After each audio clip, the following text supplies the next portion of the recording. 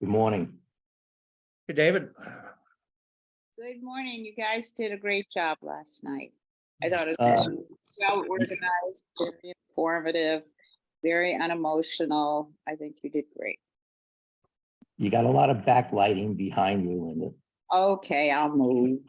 You don't have to move. I'm just letting you know. That's better. Well, do you want to be seen or unseen? Unseen. Okay, and stay where you are. You'll be a voice from the shadows. Okay. I can always put on a hat too and be part of the witness protection program. Jay, Morning. so you know Tony won't be here today. Yes, I knew that. Morning, Bob. Morning. How's everyone? Hi, Bob. Hey.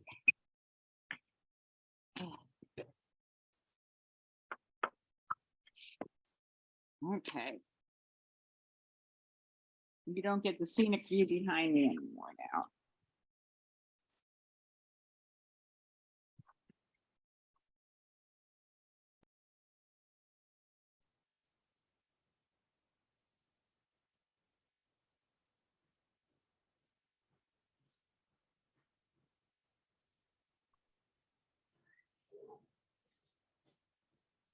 David, I think you've probably got pretty well down pat your review of what's going on at South Seas by now. It's not South Seas. It's what's going on to our Captiva code. It is, I mean, it involves South Seas, obviously, in our building heights, but it's really what's happening to our code and our plan without any consultation with the panel that played a key role in this for many, many years. Yep. It's what we've always worried about is how we're governed. Yeah, we were sitting docs for a county commissioners that would not act in the way of the will of the people. Yes, we are. And here we are. Here we are.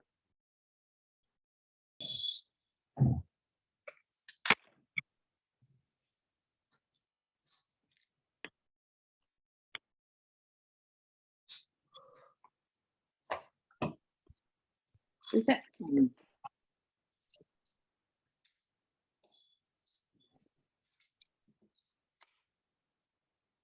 Linda, do you know if anybody from Captiva Shores has written a letter yet?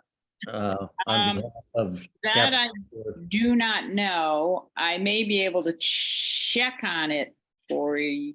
Well, the way I would do it is through somebody else, but I can try.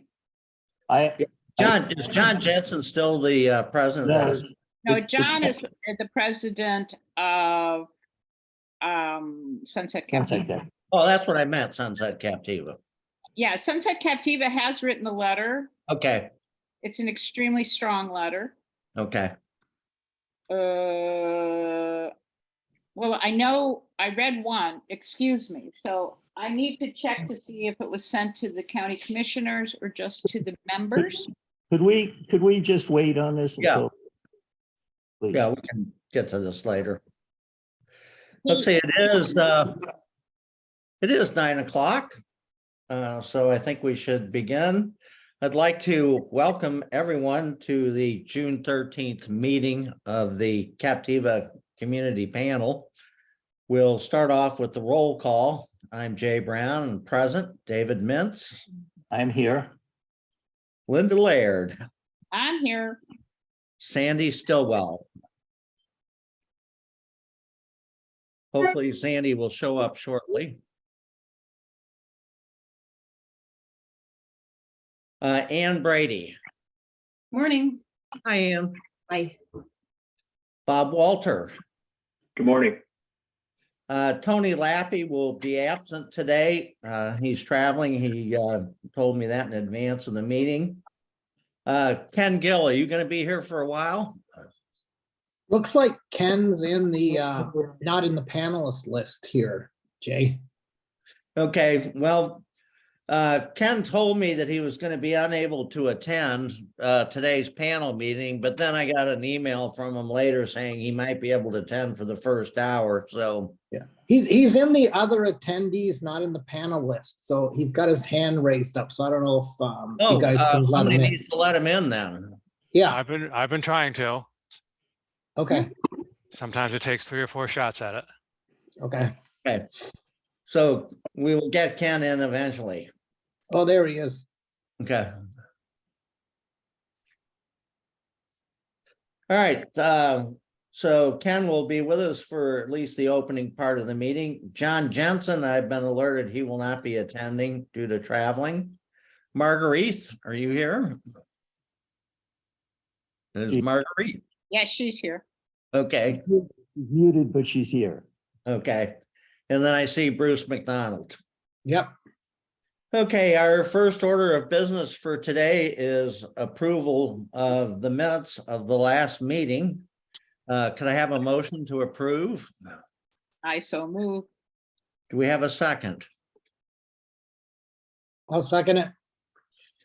Anybody have any discussion about the minutes? All in favor of approval, raise your hand. Those against, raise your hand. Minutes are passed. Okay, Sandy Stillwell is raised her hand. Ken, you have to let Sandy Stillwell in.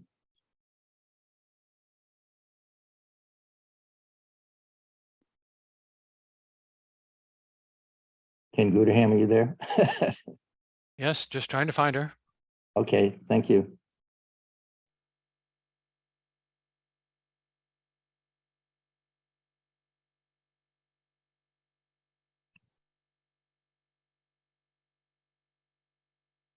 Morning, hi Sandy, thanks for coming to the meeting today. no problem. Thanks for noticing my hand being raised. I wasn't there for but maybe 2 minutes. It wasn't like a long time. Okay, that's good. All right, I've been informed that Kevin is not going to be available to start off our meeting today. I know he's got a lot on his plate right now, so we will miss him. So let's move on then to a discussion of the county updates and the all the changes.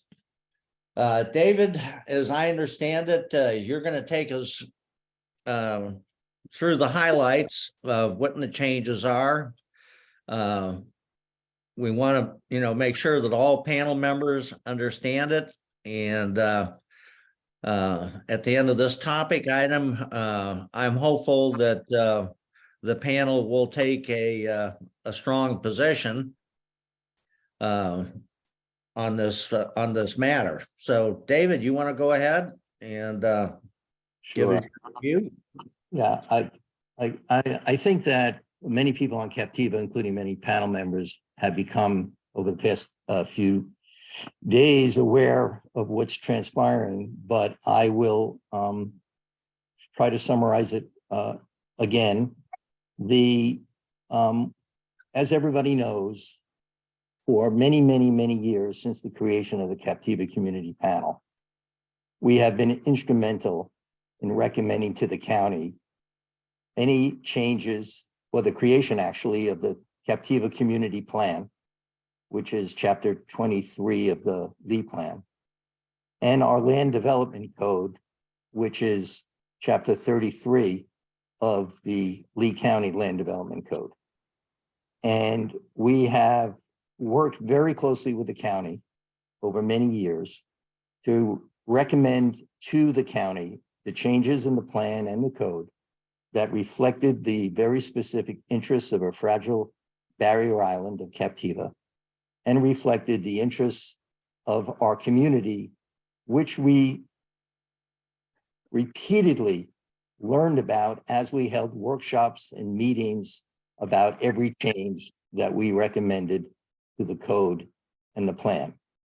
And we felt very confident over the past few years that we have within our code and with our plan done everything possible to protect our fragile barrier island. And we felt also confident that any changes that were going to be made would be brought to the attention of our community and our panel so that we would have an opportunity to evaluate them to get community input, make recommendations, and to opine, to give our opinion, to give our recommendations to the county before any changes were made.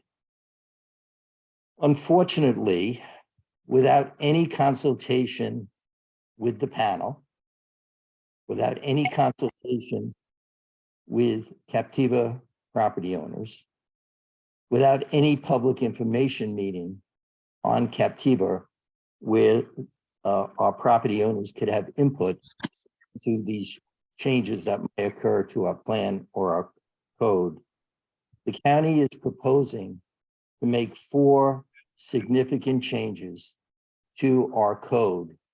And they have presented that to the County Board of County Commissioners. It was presented on June 6th. And it was scheduled, it was directed for a public hearing on June 20th, at which time it can be passed. We have subsequently found out that our District 1 Commissioner, Kevin Ruane, was not advised of any of these changes that were being proposed and worked on by the staff until June 1st, 5 days before the June 6th meeting before the Board of County Commissioners. And we also have subsequently found out that Commissioner Ruane, our District 1 Commissioner, who is responsible and represents our area, Captiva, requested from the county manager and the county attorney that this matter be deferred from public hearing, from going to public hearing on June 20th. And in a very unusual circumstance, the county manager and the county attorney refused the request of the District 1 manager, District 1 commissioner, even though traditionally, when a commissioner from his district requests a deferral or a continuance, that usually is respected because that commissioner is most in tune with the community that he represents. Okay, so what are the changes? The changes are, first, that without consultation with us, the county is proposing that our building heights be raised from 28 feet above base flood elevation, 35 feet above base flood elevation. Now, everybody here probably doesn't remember, but a lot of you do remember that when we raised our building heights, maybe in 2018, we had no provision to incorporate base flood elevation. And what we did is we amended our building heights so that if FEMA establishes a base flood elevation under the flood map of 6 feet, 12 feet, 16 feet, 14 feet, whatever it is, we would still be permitted to build 2 floors above base flood elevation. Prior to that, you were capped at a certain height, be it 35 feet above grade or 42 feet above sea level. And there was a lot of controversy at that time about having 2 floors above base flood elevation because it would raise the height of the house by the base flood elevation. And it was very difficult for the people in the village who are very close together and mostly had 1, maybe 2-story houses to accept that. And we sent out letters, the panel did, to all property owners on Captiva. We had a long debate about it. And even against the wishes of some people in the village, we as a community raised building heights to incorporate base flood elevation.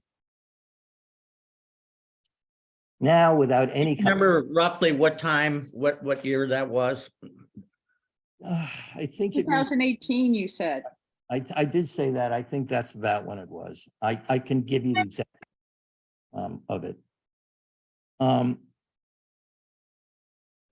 but without any consultation. And I want to say it took months and months and months, if not a year, for our community to come together on that agreement to raise it to 28 feet above base flood elevation.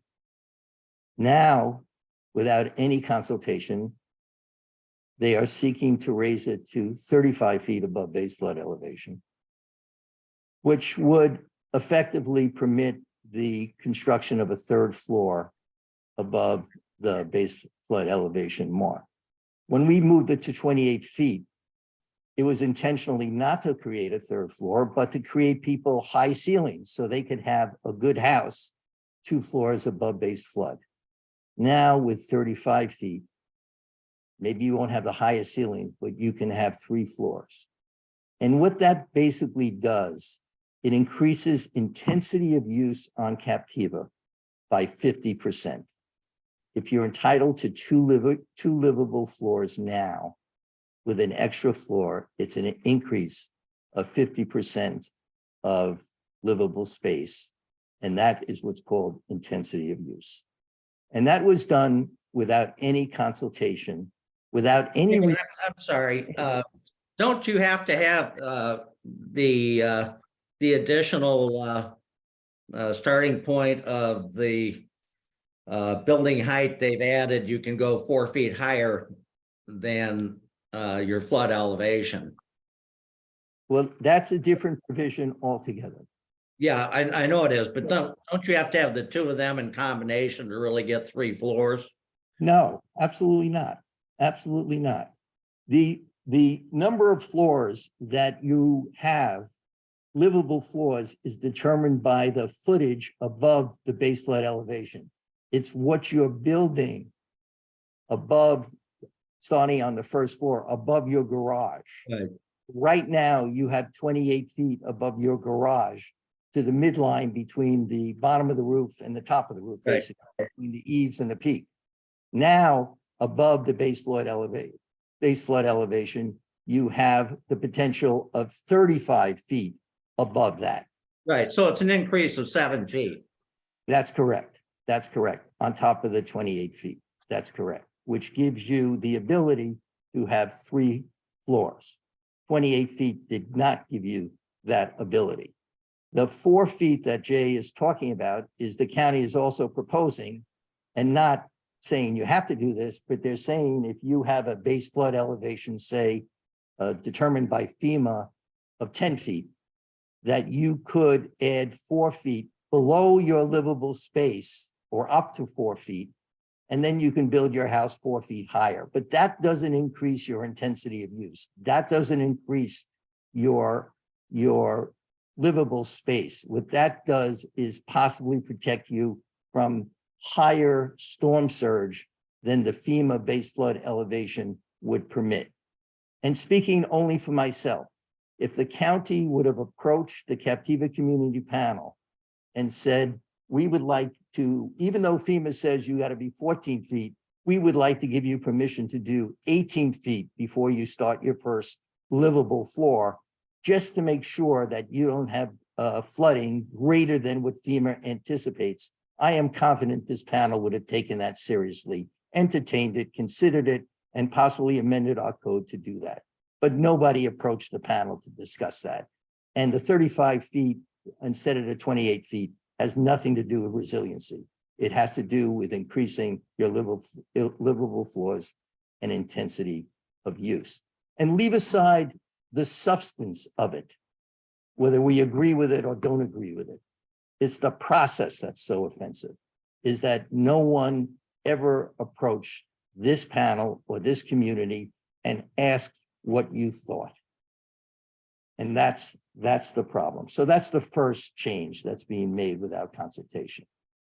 The second change that's being made without consultation is that the Captiva Code has some strict density regulations. In addition to the height regulations, it has specific density regulations. And the county is proposing changes in our density regulations as it applies particularly to South Seas and only South Seas, not to Twin Waters, not to Sandy's hotels, but to South Seas and South Seas alone. So what the county has written, proposed in our code is that our provision in the code, which limits 3 hotel units per acre. You're going to build a new 3 hotel units per acre is in our code. It applies to South Seas, it applies to Island Inn, it applies to Clean Waters. What the county has done is added a phrase that basically says, except for South Seas. All David, why are you saying 3 hotels rather than 3 units? because there are hotel units and there are residential units. And the amendment they're making is in the provision of the code that limits 3 hotel units per acre on Captiva. There are the Lee County code outside of Captiva does not limit hotel units per acre, but it has a whole different protocol for hotel units. But on Captiva, we've always had 3 hotel units per acre, and that's what they've chosen to eliminate only, I want to say, for South Seas. They put in a specific exception. And the reason Does that imply then that that the limit of 3 units per acre still applies in South Seas if they're not hotel units? the 3 units per acre applies, is in the administrator, so, okay. Yes, there 3 units per acre on South Seas gives them, there are 304 acres. There's 3 units per acre, that's 912 units. On South Seas, hotel units counted as a unit for that 912. Now, what they are doing is saying that hotel units don't count. And so therefore you're not, what they're seeking is a different calculation for how many hotel units you can have on South Seas. So hotel units were all. David, a little question of clarity. You say a different one, but it's what my understanding is from reading this is it is the same with what's in Lee County in general. Yes, which is not what's on Captiva. Okay, I'm just saying you're saying different, like Different than Captiva. Okay. And different than the other hotels on Captiva. Right? The other hotels on Captiva are governed by, will still be governed by the provision that says. Well, the other hotels in Captiva aren't part of the ADD within South Seas anyway, so. Well, that's the point, isn't it? Is that South Seas is seeking to have a planned development, which won't be limited by the density regulations that apply to any other hotel on Captiva. Okay, That's, sorry to interrupt.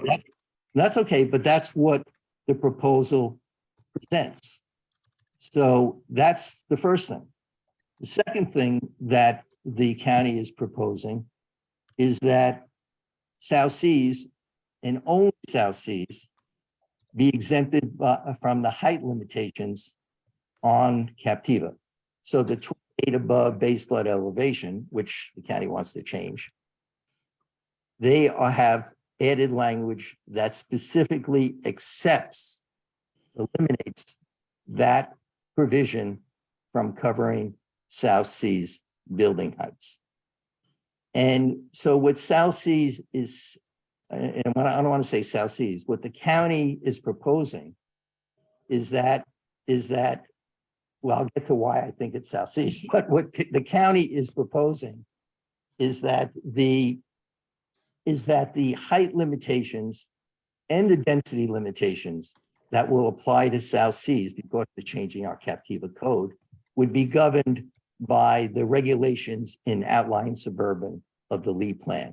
And what South Seas is, what the county is asking for is that instead of being governed by the Captiva code, that you be governed by the Lee plan, the outlying suburban future land use plan of Lee County, and be treated like any other hotel or resort that exists, not on Captiva, but in the rest of Lee County.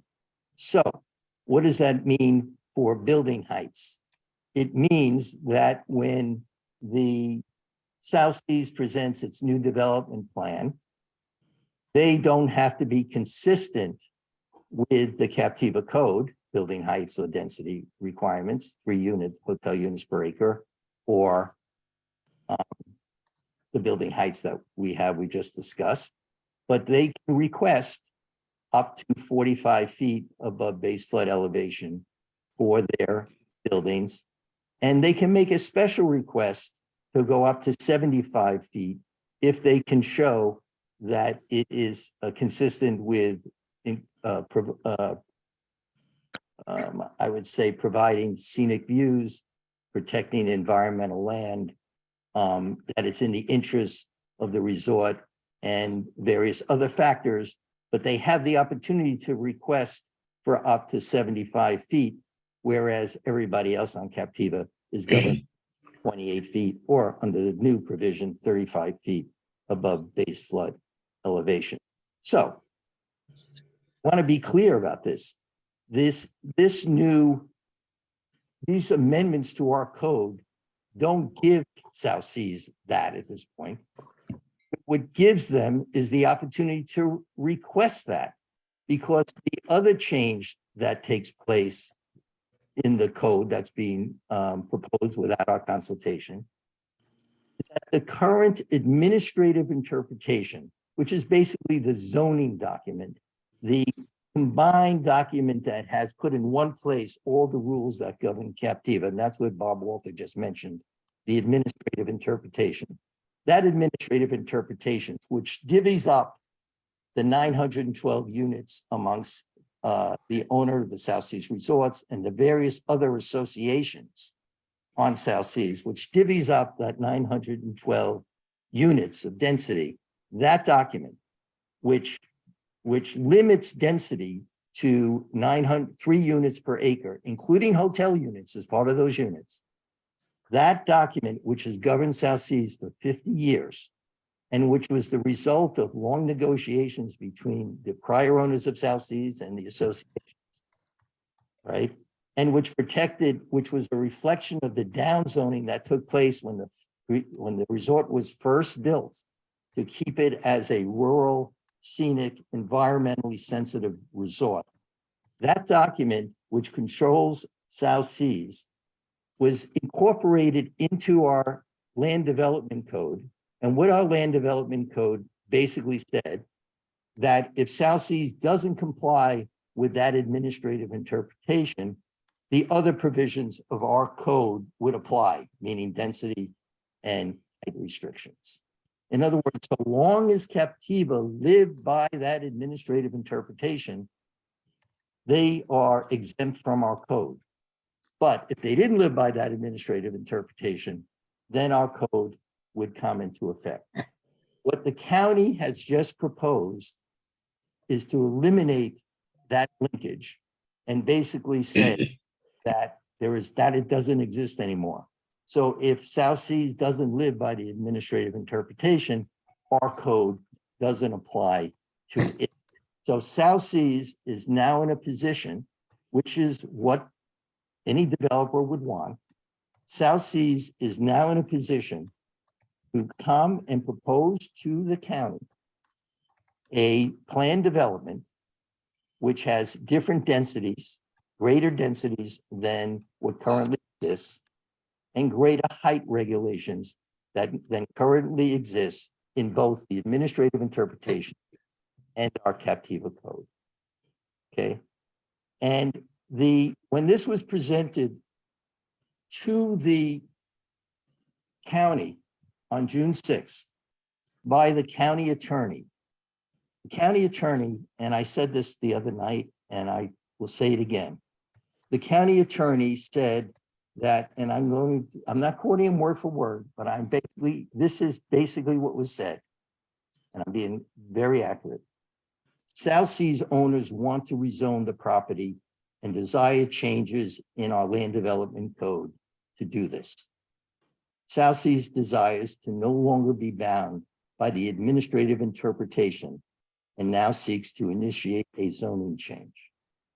South Seas would like to be accepted from the density limitations of the code and then request a higher density allowance in accordance with the future land use category. South Seas seeks an exception from our regulations. South Seas seeks a density exception that is unavailable to other landowners on Captiva. It's just for South Seas. Now, why is this important?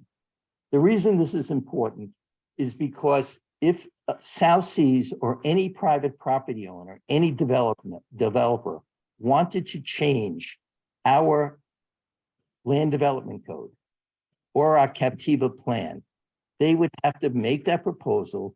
They would have to come and hold a public information on Captiva, would have to notice it and let everybody know about it. We would all hear about it. There would be minutes of the meeting, and all of that before it went to the county would all be collated. So the county would have that before they would be presented with any proposed code changes. But the county's position at this point is that these code changes aren't being initiated by a private developer or a private party. Their position is that this is county initiated. And when it's county initiated, they're saying you don't have to have a public information meeting on Captiva. Now, if that doesn't violate the spirit and probably the letter of the law, I don't know what it does. I don't think there is greater evidence, and I understand why South Seas would want this, but there is no greater evidence that this is something that's been initiated by South Seas than the county attorney's statements on June 6th in front of the Board of County Commission. And that is part of the problem we're facing.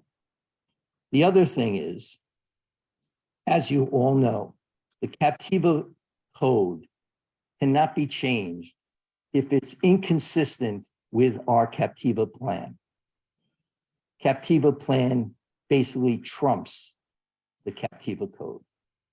Because we were so concerned about building heights on Captiva, not only did we put those building heights in our code, we put them in the Captiva plan. We memorialized that in chapter 23 of the Captiva plan.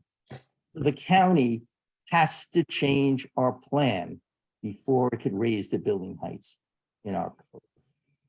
So this hearing is scheduled for June 20th. On June 21st, the county has now scheduled a meeting of the Board of County Commissioners to transmit an amendment to our plan to Tallahassee to change our plan to remove the building heights from the plan and to remove from the plan our goal of maintaining 1- and 2-story buildings on Captiva. They're just removing it. And the rationale they give to the Board of County Commissioners in its removal is that our code and plan doesn't allow for the incorporation of base flood elevation, which changes over time. And anyone who reads our code and our plan knows that our whole building heights regulation is based on incorporating base flood elevation.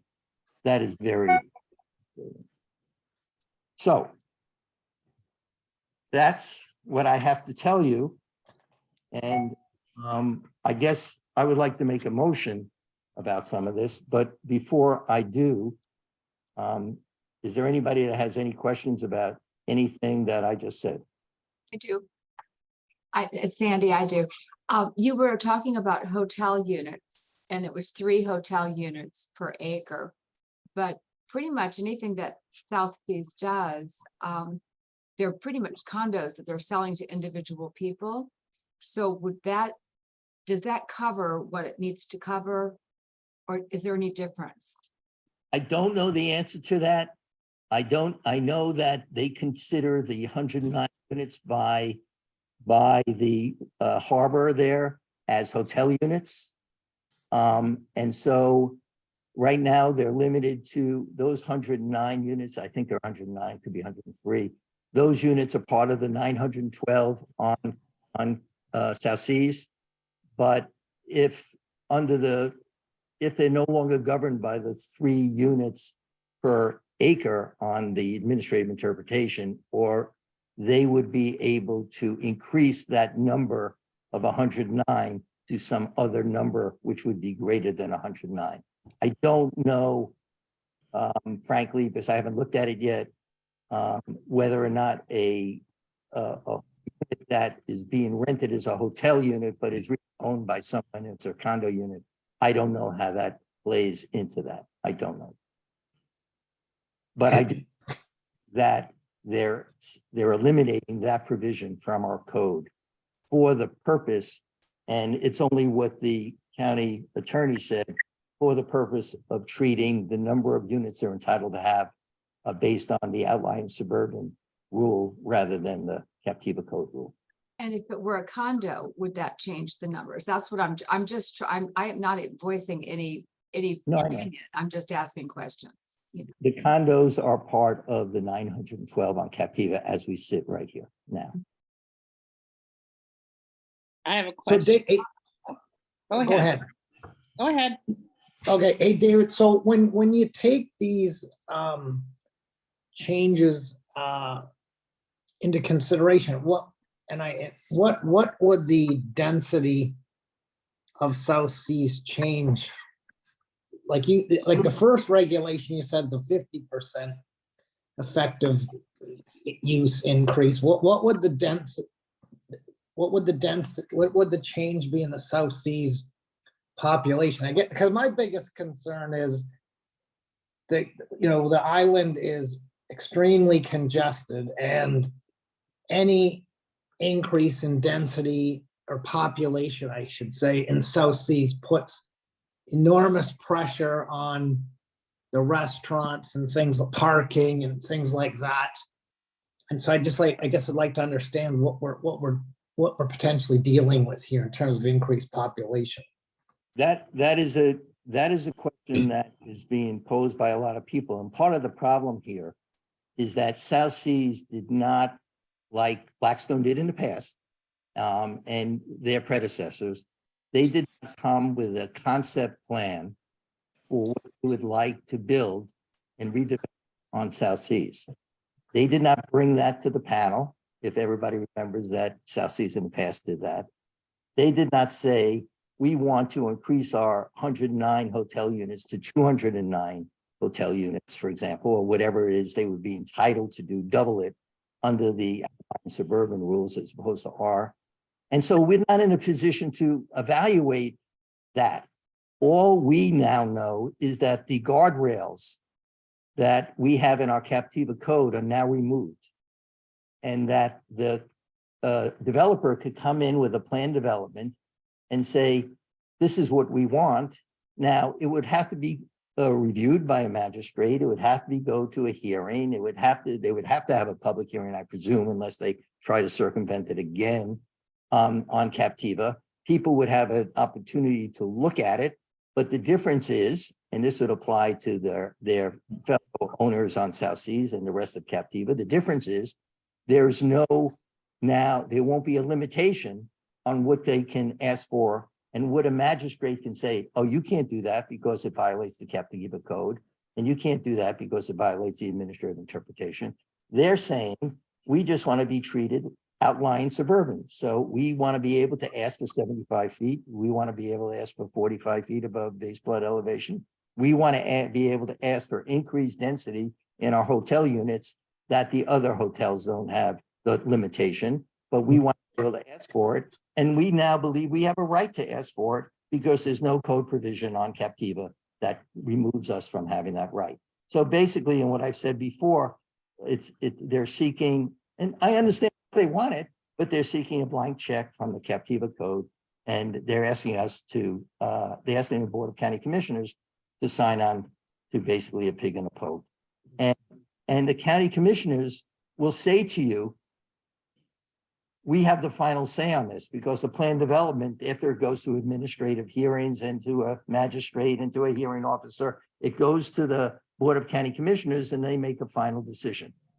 But then you're asking us to trust that the Board of County Commissioners, without any code provisions to give them, Captiva code provisions, to give them guidance to basically tell South Seas, oh no, we just removed from the Captiva code 3 hotel units per acre. We just removed the height limitations, but we're going to force you to stick to it. That's just not believable. Right. That's the problem. Yeah, David, just to make sure I understand it properly, the county attorney is saying, I don't know what everybody's getting all worked up about because they still got to go through an approval process for any development that they want to do.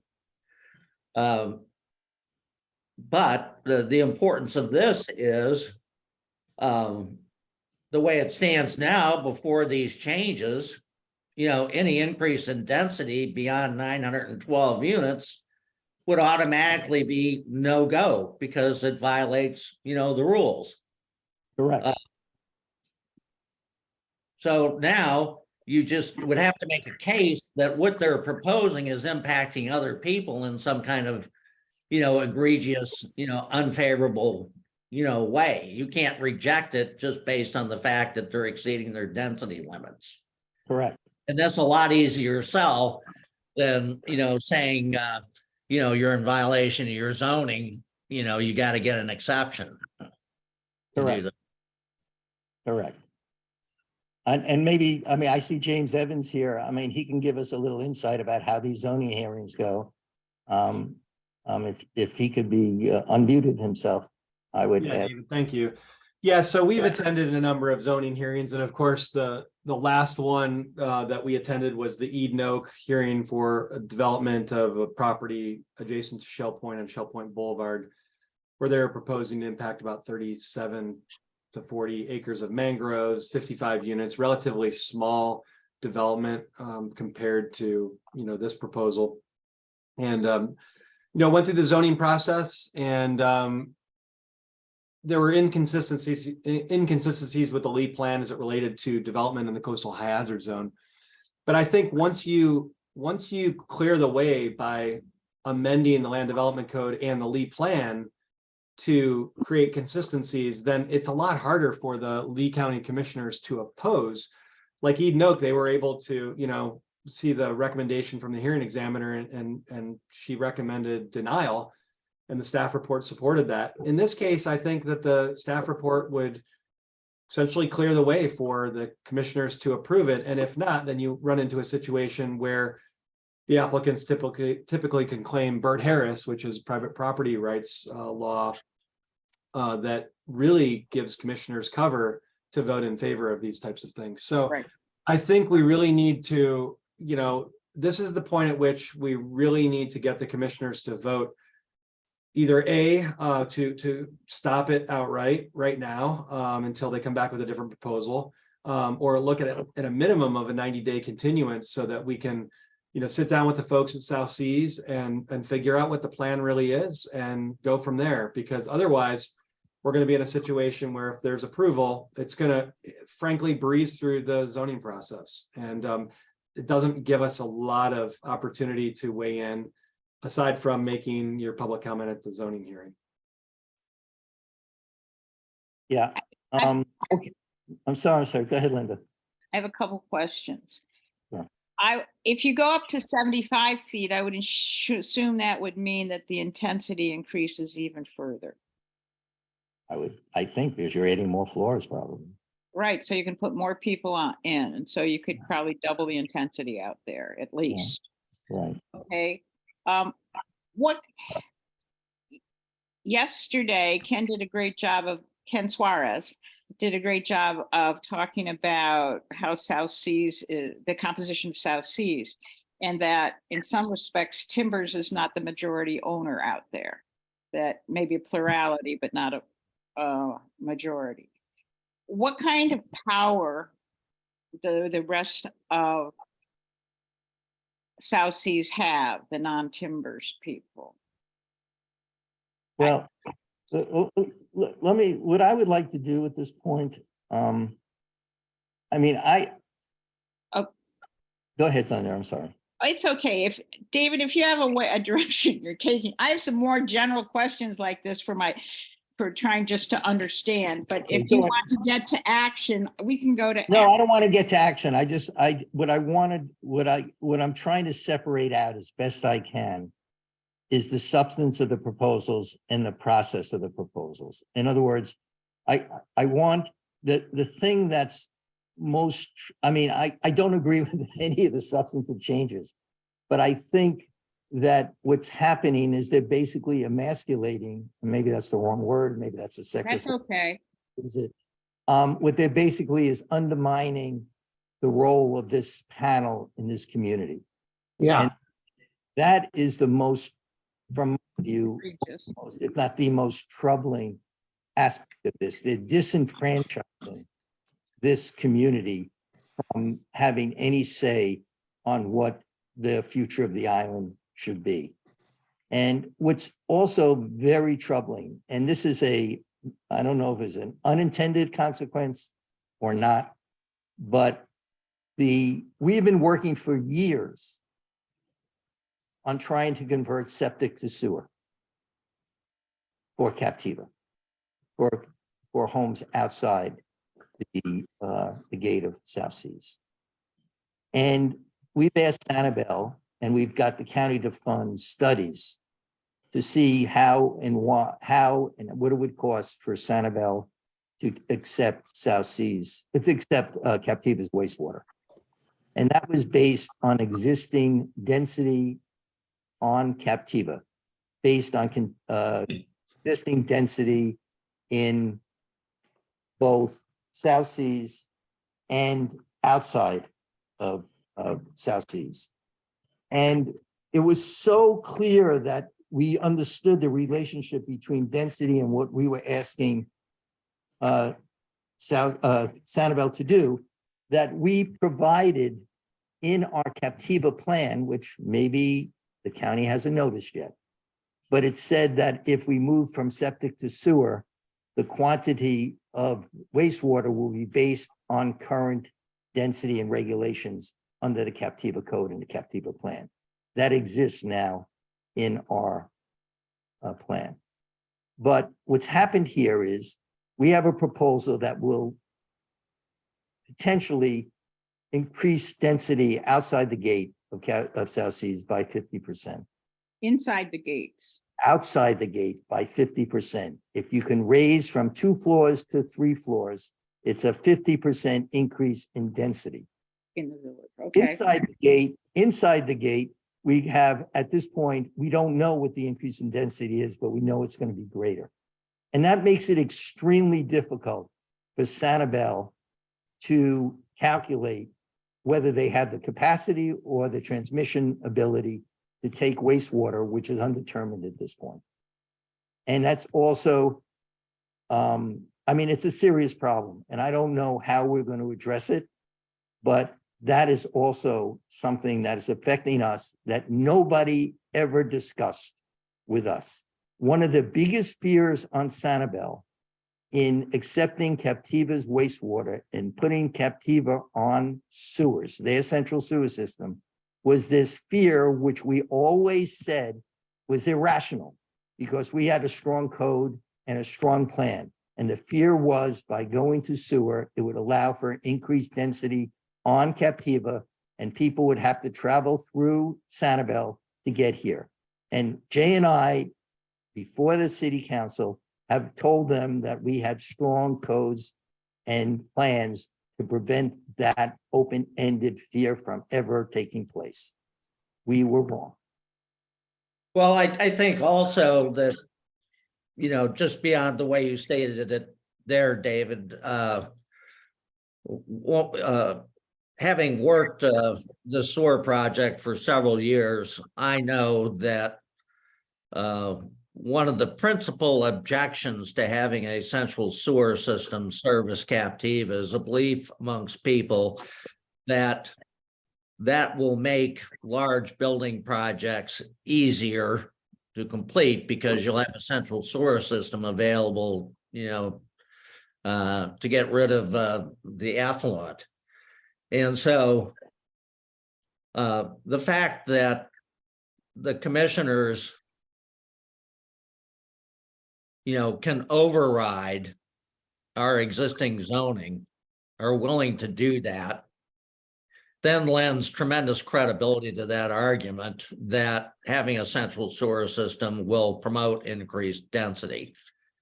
And, to do the sewer project, we're going to have to get an MSTBU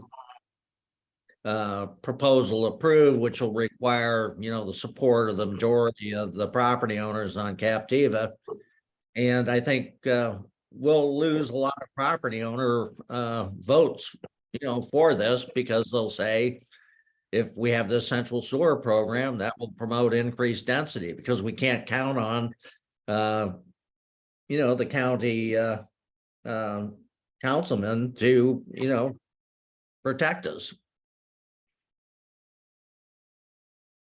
So, any other questions? I would like to, at some point, make a motion to have the panel oppose the or ask the county commissioners to reject this proposal that is coming to hearing on a June 20th for the reasons that I stated, which is that without consultation, they're raising our height limitations. Without consultation, they're eliminating one of our resorts from the Captiva code, both with respect to height and density, and without any consultation with the community. They're removing the provision that states that if the administrative interpretation is deviated from, our code would apply.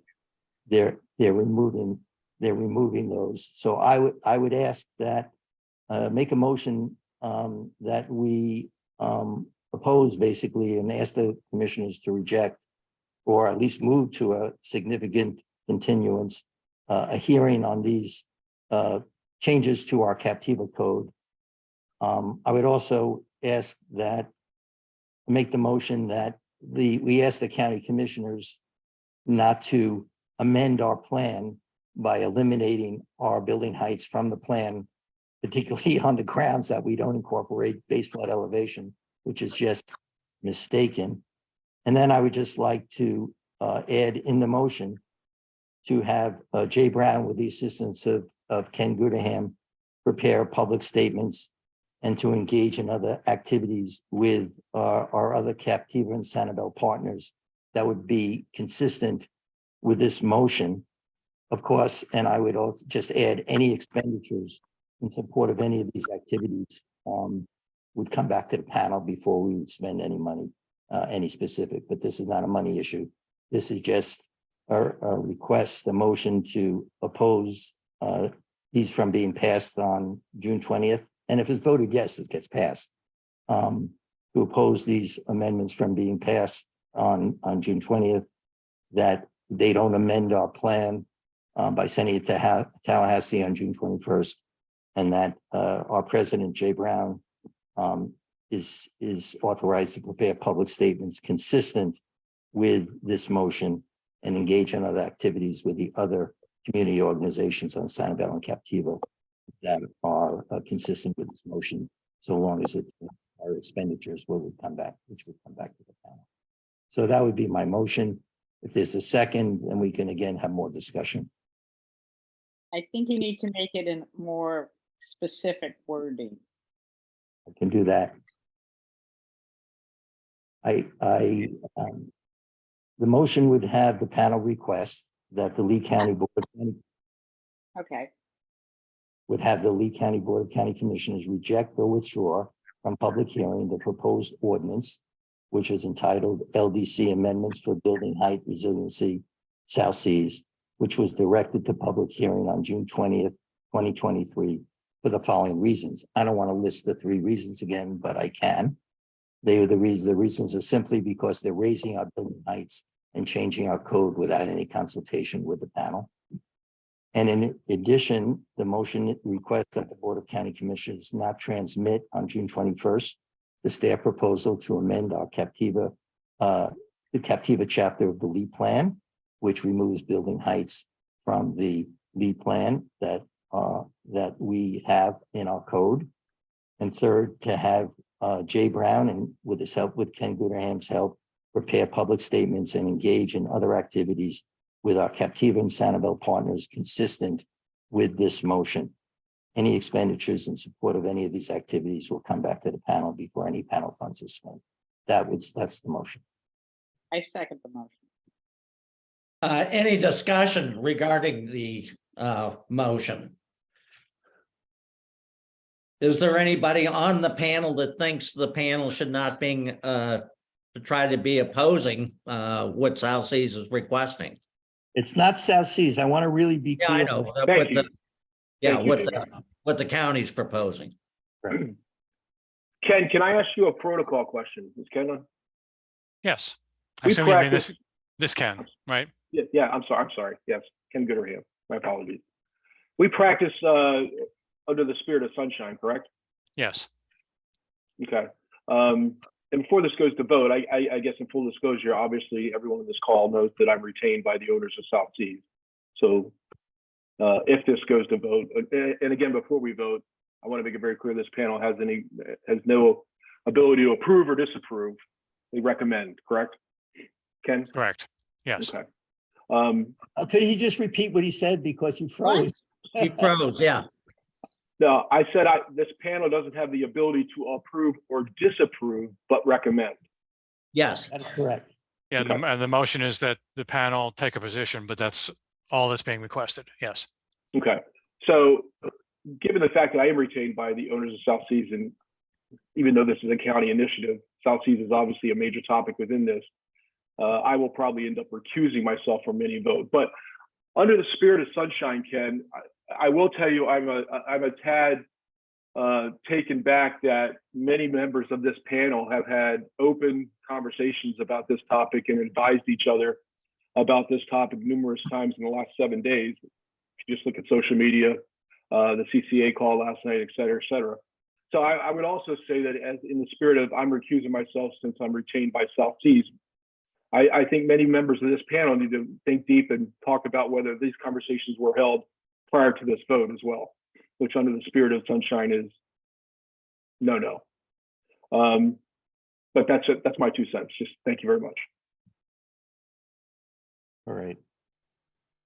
I will just say I'll speak for myself here. I spent a good deal of time after we found out about this in early June. And I will also add that we were told prior to the June 6th meeting that by Commissioner Ruane that it was going to be, he was requesting that it was going to be pulled. And no one anticipated that his request would be denied, as I've said earlier. And so we have spent a great deal of time trying to understand, to comprehend what exactly is being presented here.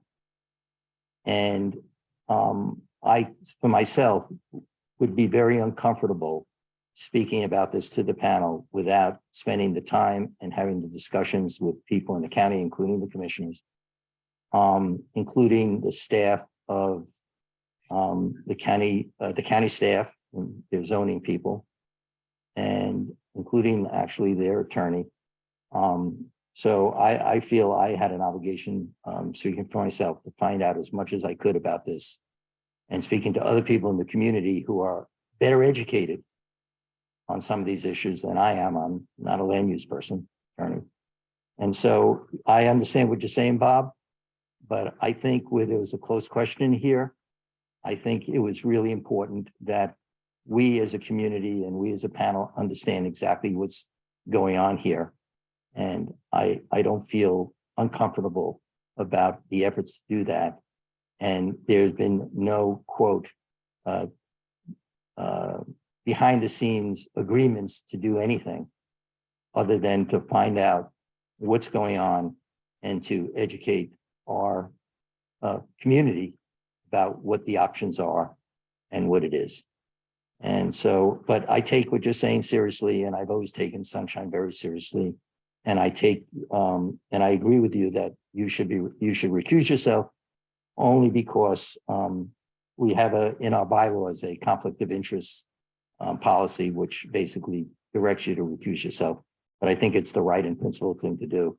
I'm not sure it makes a difference in this case, but I think it's the right and principled. And also And to David, follow, I'm sorry, if I could just add on what Dave was saying. And David, I will tell you, in the spirit of communication and understanding what was going on, and not one person called me. No one from this panel. No one. well, actually, Bob, they shouldn't have been calling you because you're not supposed to communicate. Informationally, yes, but that would have been a potential violation had they reached out to you. I have talked to a couple of the panel members, basically you, David, and Jay, mostly on operational issues, so that we could be prepared for today and yes, last night and some of the other meetings. Trying very hard not to make sure I wasn't passing information along, which is also illegal. But that's probably one of the reasons the panel members did not call, is that by the sunshine rules, they're precluded from that. Yeah, I actually asked Ken if I could call you, and he advised me not to. But the question, Bob, that I think I would ask you, I guess, is that maybe you didn't know about these changes. Maybe you didn't know that there was ongoing discussions between South Seas and their agents and representatives and the county staff and attorneys about these proposed changes that would affect our code. So, but if you did, I would have hoped that it would have been presented to the panel and just alert us that this is in fact what's happening. But I'm assuming for the sake here is that you were not part of that process and that you didn't know about it and didn't feel there was an obligation to advise the panel that its code and plan was being amended, even though we didn't know it. I was not part of any conversations with the county about their plans. Okay. The motion's on the floor. Jay? I think, is there any further discussion? Bob is recusing himself from the vote, so everybody else, if you're in favor of the motion. No, Ken Sorry. got, Yeah, I have a Ken question. has his hand up. I can't leave this subject without expressing that obviously there was some politics going on behind the scenes. And I'm very nervous that somehow somebody has to get to the bottom of this. It seems inconceivable that we're in the position we're in. So I'm not sure that was more a question, just a statement. Thank you. I hope you're feeling it, Ken. We all do. Yes. Any other discussion? All in favor of David's resolution, please raise your hand. Any opposed, please raise your hand. Motion carries unanimously. Jay and David, there have been a couple of questions that I think will be answered along the way, mostly a lot of comments. And I wanted to pass along to people that we will be trying to answer some of these questions if we can, either during the course of this meeting, once Ken Suarez has spoken, or in FAQs after the fact. I would say, Ken, that we want to complete our discussion of this and then take questions and comments from our audience. I guess we should have Ken Suarez present this from the property owner's point of view, property owners inside South Seas, and then let's then answer all questions that and comments we have from our audience. Jay, can I ask Absolutely, something? yes. So, and this is perhaps for the future, but I'm just wondering, David, one of your original comments was the main concern here is the process. And so will we have a discussion about what we can do about that perhaps moving forward? Yeah. You know, Yeah, a separate point. meeting Yeah, have with that county discussion. people, commission people, just talking about, I mean, this could happen again, right? And so what can we do to solidify a more transparent process? I agree with you, Anne. That's a perfect comment. I was just kind of thinking the same thing and then going along with Bob's concern about the sunshine because it's very important. And I know that David and I work on the Resilient Lead and so does James, and we're really careful that we don't discuss anything because we don't want to violate. So now moving forward from this, then we have to be careful that we don't talk to one another about this. And then we'll rely on Ken Gooderham to be our source of information. And we just won't talk individually because it is something that we did take action on, and whether we need to take further action. So somebody tell me what's appropriate, what's not appropriate going forward here. Perhaps we could have regularly scheduled meetings that have been noticed as the CEP. Well, the problem we're going to have, Linda, is that this is all moving very quickly, and I don't see how we can, notice Yeah. public meeting and, have the panel authorize any, every single thing we might do.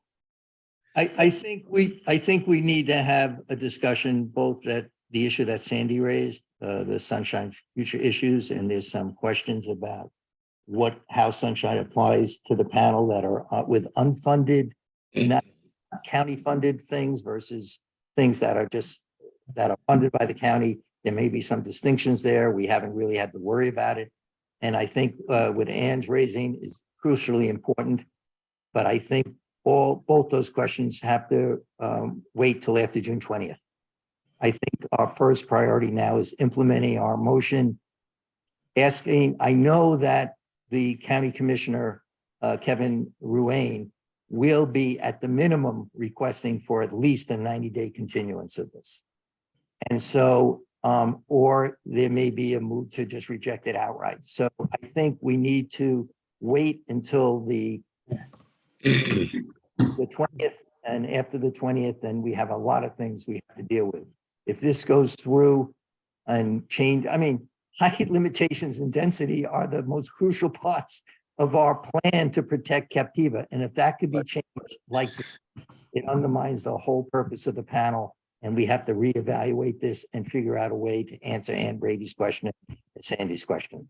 And so I think after the 20th, we have to address it directly. We could also, go ahead, Sandy. If we go ahead and notice meetings every once a week for the next whatever, and then we can always cancel them. Right. But then they're already noticed and on the agenda, then it would be able to, we could react a little quicker, maybe. That's just a thought. That's one idea. And I would think we would need them more than once a week, as per Jay's comment. Another thing to do is resign from the panel. In that we are no longer bound by sunshine and form a separate group. Well, let's just wait till after the 20th to resolve these big issues. I think there are a lot of people that are very upset by this at every level of government and in this community. And I think when we see what happens on the 20th and 21st, give us some insight as to where we go from there. So do you believe that, okay, so there's a variety of contingency plans that could be begun to work on in case the 20th and 21st don't go well. Do Jay, David, the panel think we should wait until the 20th and 21st to start working on contingency plans? Or should we get going on those? I think our job between now and the 20th is to get as much we have a position of the panel is to educate of what we would like them to do and figure out how to get that information, that message to them. I think Jay, with Ken's help, will draft a letter represent to the commissioners consistent with the motion. And people should, if they're around on the 20th, should go to the hearing. If they are not going to be around, or even if they are going to be around, should send letters and emails to the commissioners respectfully. I don't believe, honestly, that the commissioners fully understand what the implication of the staff proposal is. I really don't believe that. To that end, David, can we, when Jay sends the letter out to the County Board of Commissioners here, can he also send that out to our email list along Absolutely. with the email contact numbers for the representatives and ask the community to voice their opinions directly to the commissioners as well? Yeah, well, Yes. that's been going on extensively, not from the panel. Right. The CCA, who's not bound by sunshine, has been free to act on this. Yeah. And I think there's been, perhaps thousands of emails go to the county commissioners already. But the answer to Bruce's question is yes. Yes. And I think we should do that.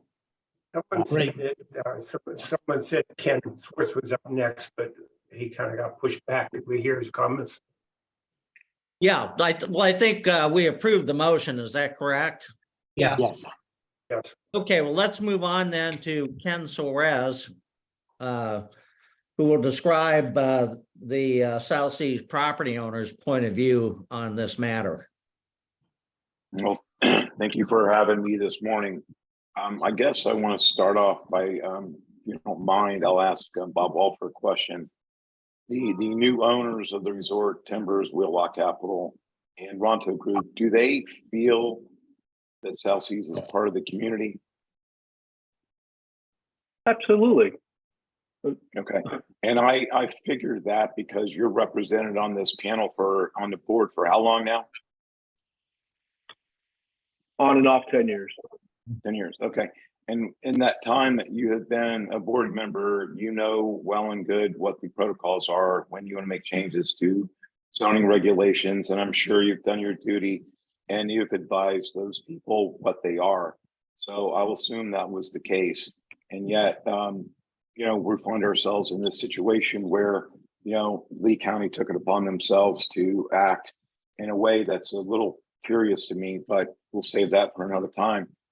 After last night's meeting, we received a nice letter from the owners of South Seas, basically just making some comments about what's going on here and talking about how they acted in the good faith of the island after the storm. And, it's all well and good, but there's a couple of comments in the letter that kind of struck me a little bit. And I just want to make some comments. I want to read from the second sentence of the letter.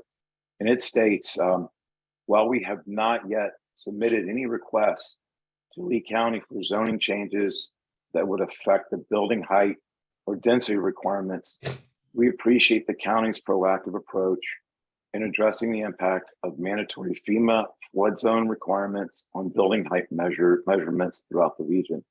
And I guess that sentence kind of struck me because maybe that's the sentence that we go to the commissioners with. Well, South Seas hasn't really requested this yet, county commissioners.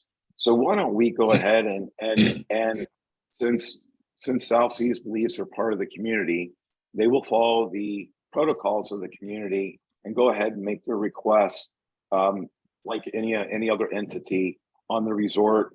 Obviously, one of their employees is a board member on our community panel.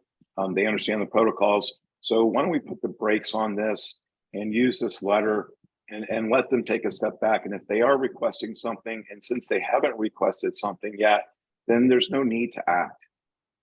The county commissioners really is no reason to act. And so,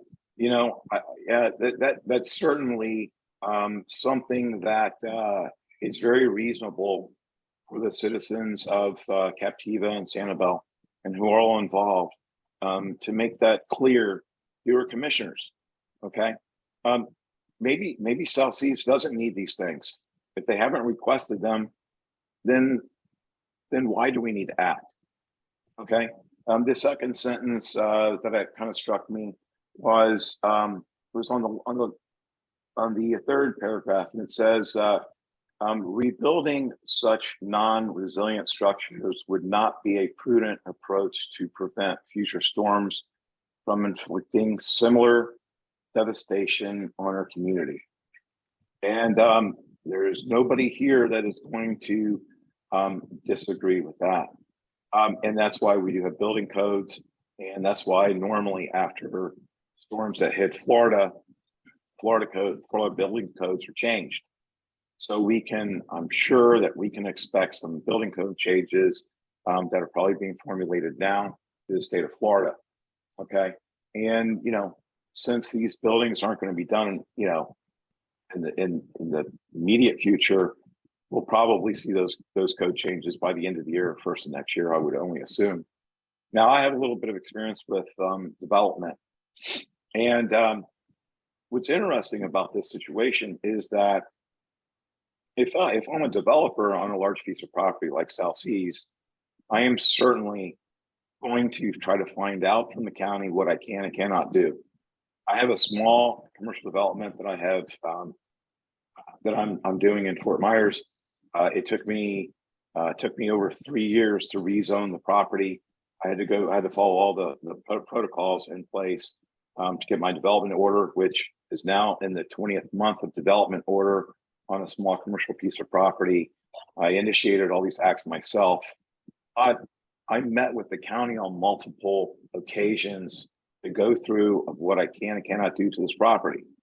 So if I'm an investor in a large parcel of land like at South Seas, I'm certainly going to meet with the county officials to let them know what our plans are. We're not going to be knocking buildings down and making plans with not knowing what we can and cannot do. So I find it hard to believe that the county was unaware of what the wishes were for the resort and their ownership. Bob, you made a comment that you did not know about these things, and nor did you meet with Lee County to discuss. Did you know internally? I don't think we. And is this an inquisition of Bob Walter? Wait a second. These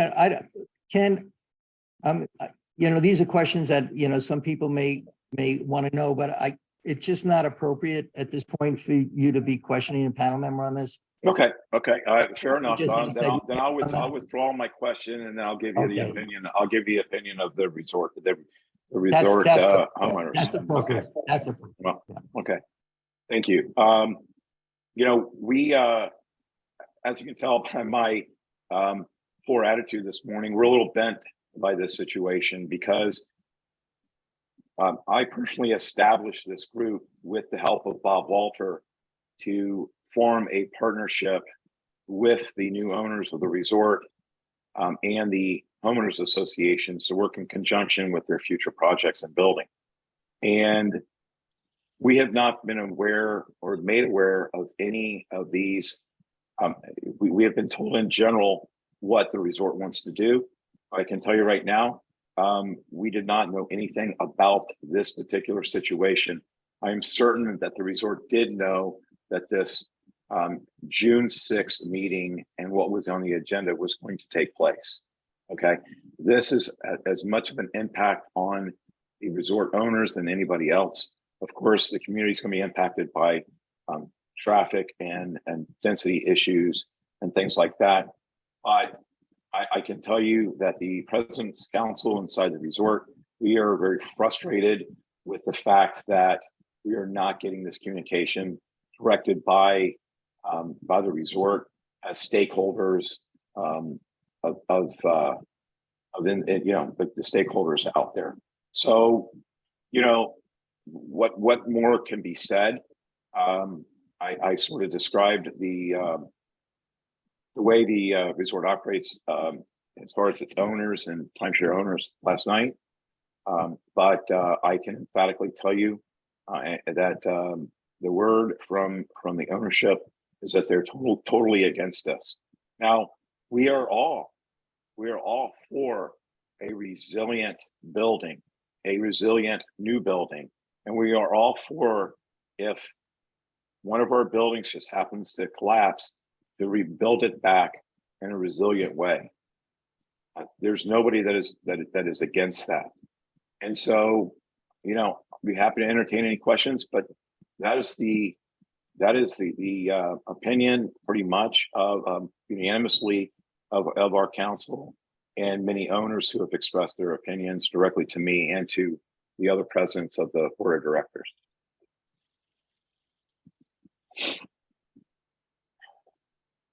Ken, does that conclude all the comments you wanted to make? It does. As today? It does. Yeah, what percentage of the property inside South Seas is owned privately by, associations, I individual can't. landowners, and what percent is owned by the resort roughly? Do you know that? I mean, I can give you a rough estimate. I can tell you that, you know, the resort is made up of, like I said yesterday, it's made up of land that's owned by FGUA, by the Island Water Association, by the U.S.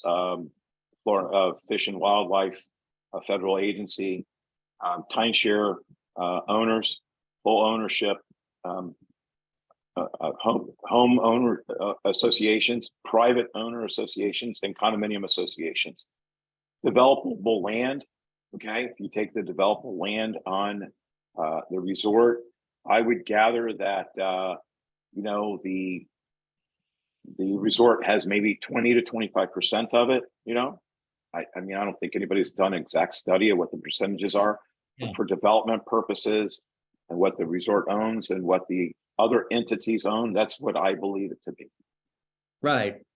Well, I think the point I'm trying to get to, everybody's got a sense of looking at South Seas and saying, well, that's Timbers Resort. Well, yes, that is correct. That is correct. The point I'm trying to get to is Timbers is, the major owners on the resort are the people that are there, now. Well, Timbers owns a fair bit of commercial property and some development rights. Okay. And as I stated yesterday, if you take the gate out of the mix, because the gate is one of those things that just kind of confuses everybody. If you remove the gate completely and it was just part of the Captiva Island, what's the difference really? Okay.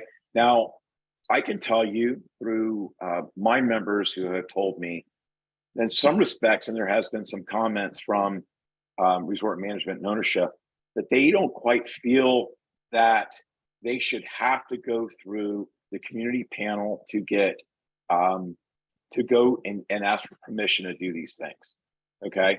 And if I'm speaking out of turn, I apologize, but I'm just telling you what I'm hearing from my members. And so that should tell you everything.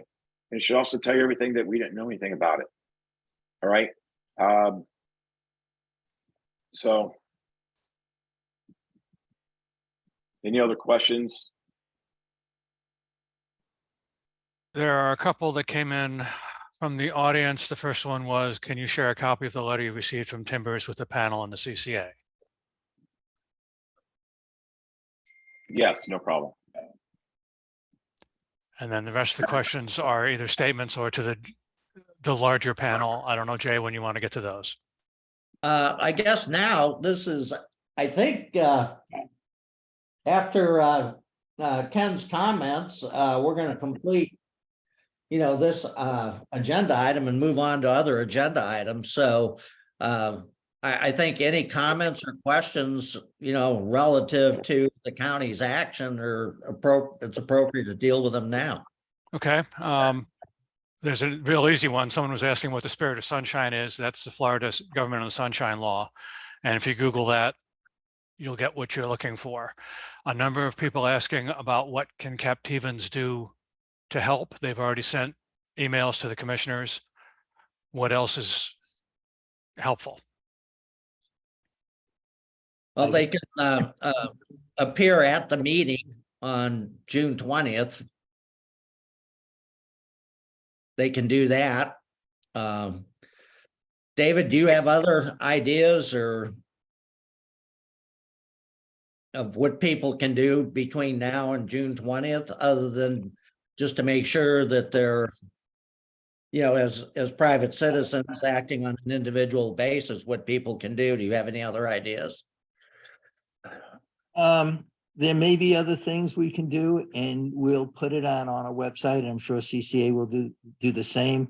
Every day, there are new developments, but right at this point, I think the key thing is to write, email, and show up on the 20th, the things you said, Jay. Right.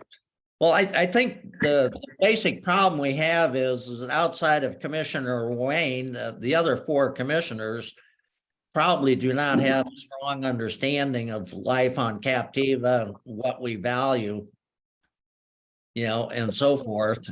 And the more we can try to educate them on how different we are, the better. Jay, what about you inviting them out with somebody like Sandy, who's a significant business owner, and maybe James, and doing the Captiva tour? My suspicion is they, you know, would not take the time to do that. We are hopefully going to have meetings, you know, with each of them, you know, to advocate, you know, that way one-on-one and try to explain our position. But I don't know. I just think it would be doubtful that you'd get a commissioner to take a day out of his schedule just to come out here and look around. Let me continue with the questions. There's one for James, and I know he has to leave very shortly. What is the city of Sanibel on this issue? I believe you can probably give us the best answer on that. Yes. The city of Sanibel is. Jay, this is for James. Oh, James. Okay, sorry. Go ahead. Sorry, Jay. Yeah, tomorrow night, the city council is holding a special meeting at Big Arts to discuss this issue. And they have asked, I believe they've asked the county to also provide, you know, their position on this as well. So tomorrow night, there'll be a great opportunity for citizens on Captiva as well as on Sanibel to come and put some comments on the record and engage on this issue. So I believe that starts tomorrow at 5:30 at Big Arts, if I'm not mistaken. So the city of Sanibel, the city council members that I've spoken to are on the same, you know, hold the same position as the Captiva Community Panel in general, opposed to it for a number of reasons. Hurricane evacuation, safety concerns, of course, the impact that it'll have on infrastructure, traffic issues, the potential for jeopardizing the Captiva sewer project, as well as the impacts it'll have on wildlife, birds on the roads, other wildlife, roadkill, increased, you know, just traffic in general will have those impacts. And of course, you know, for the citizens of Captiva, they have concerns about the aesthetic and impact it will have on the character of the community, which could bleed onto Sanibel. So, and then I'll just add the water quality impacts that it could have. We don't know what the development intensity will be on Captiva. And if we don't go from septic to central sewer, that will have, you know, additional water quality impacts in the region. So I think that pretty much summarizes where the city of Sanibel is on this, although they have not taken a formal position. Thank you. Next question was, once restrictions on height and density are removed, is it true that they could never be put back in place because of the Barrett-Harris Act? David, that's probably you. Yeah. I think there are people that would say that. That once a municipality grants a right, and if you remove a right that has a financial impact on a property owner, you may be liable for the damages associated with the removal of that right. I'm not quick to say would be true. because I haven't really researched that specific question. And I don't really know the answer. I would hope that would not be true, but I would fear that there are certainly attorneys out there that would say that would be true. And I think that it is certainly something that everybody would have to seriously review, but it is a deep concern. And so it could be true, and that's a reason why it should be of even deeper concern. There are a number of questions about traffic impacts, which obviously we can't address because we don't know what's being proposed, but that has been a concern. There's a question about whether appointments to discuss this with each commissioner have been made between now and the 20th. The answer to that is yes. And we've heard from some, but not all. Okay. But requests have been made to every commissioner for a meeting. There's a question about the June 20th hearing. Can you appear virtually? That's easy. No, you can watch it, but you cannot speak. There's a Lee TV option on the Lee County website that allows you to see hearings, but you are not able to testify remotely. The question about, is the footprint of South Seas being increased with the addition of the lot and shopping center lots south of Captiva Drive? David, do you know the answer to that one? I know. Yes, isn't it? This is what I know. I know that in the amendment to the proposed amendment, there is specific reference to those properties that are the commercial properties south of Captiva Drive.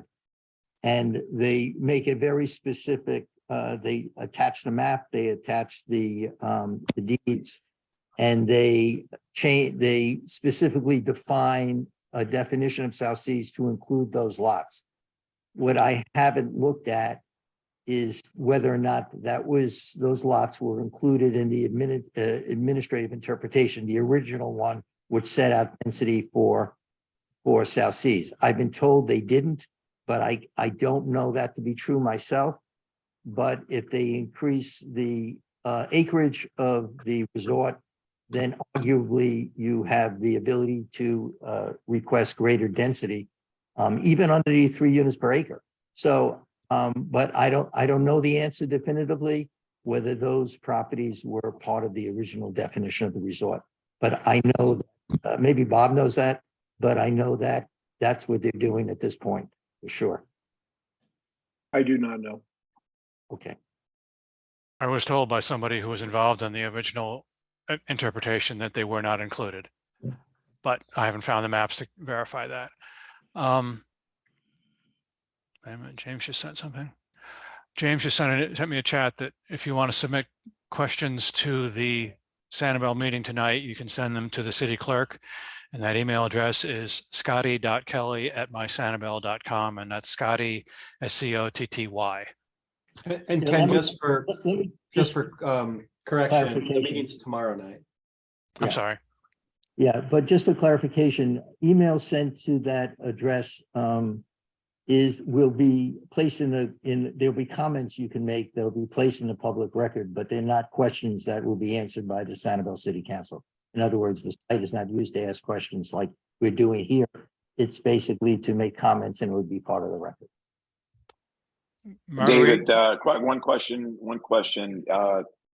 that I was curious about and was brought up about the 2 parcels of property that are on Captiva Drive that are before and after the post office, and the county taking it upon themselves. And it appears to me with the draft resolution, it shows that those parcels being brought into the administrative change for the land development code change. Is that correct?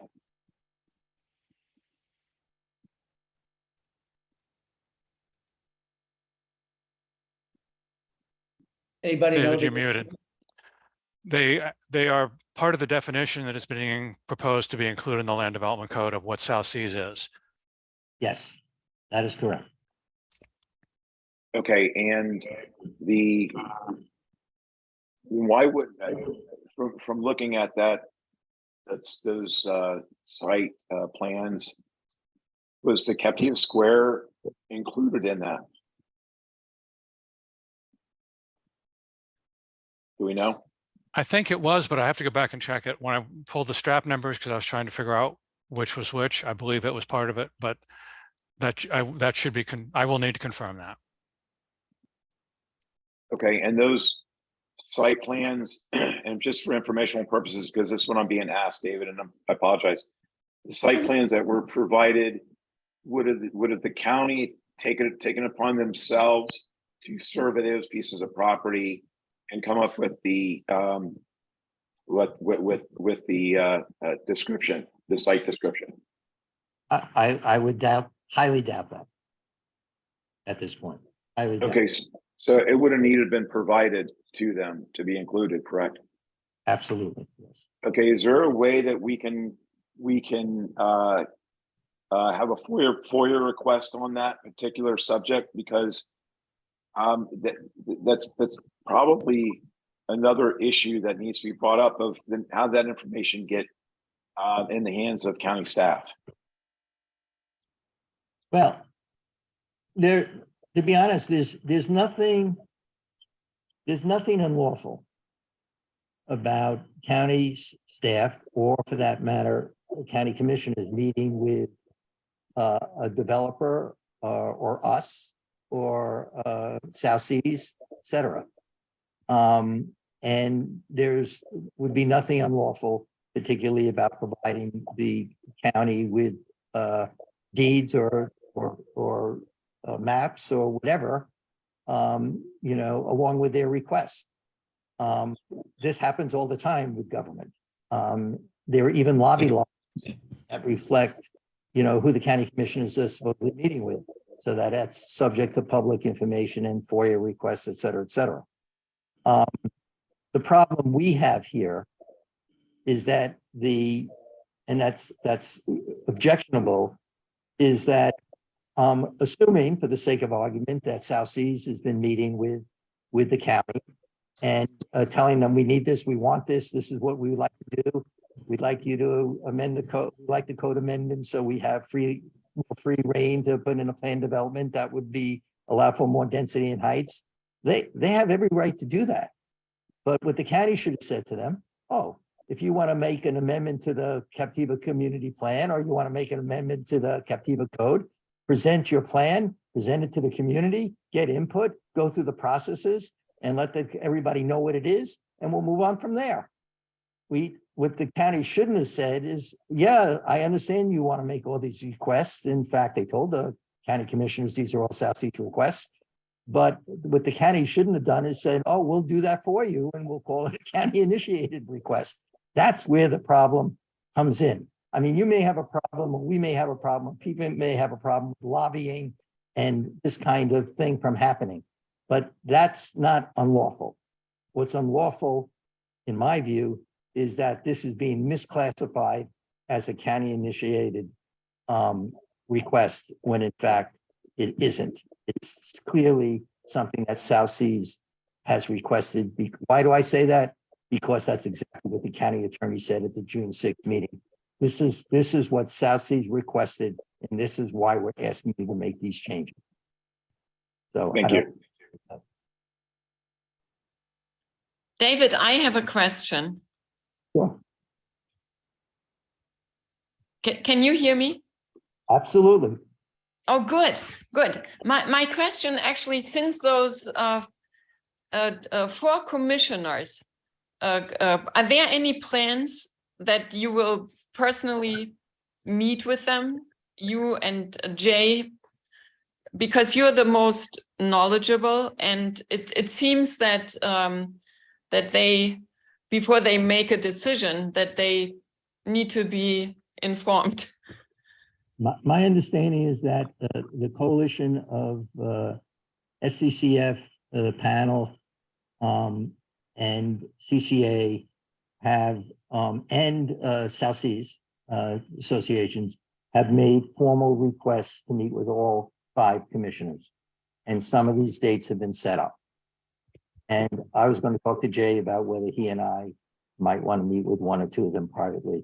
But yes, there are meetings being set up with the groups that have been most concerned about this with all 5 commissioners before the 20th. Good. I have a question. For the commissioners and the city attorney and the city manager, have we identified influencers at all? The city manager and county, you're talking about city or Oh, county? county manager and the county attorney, my mistake. County, what do you mean influencers? What do you mean? I'm sorry.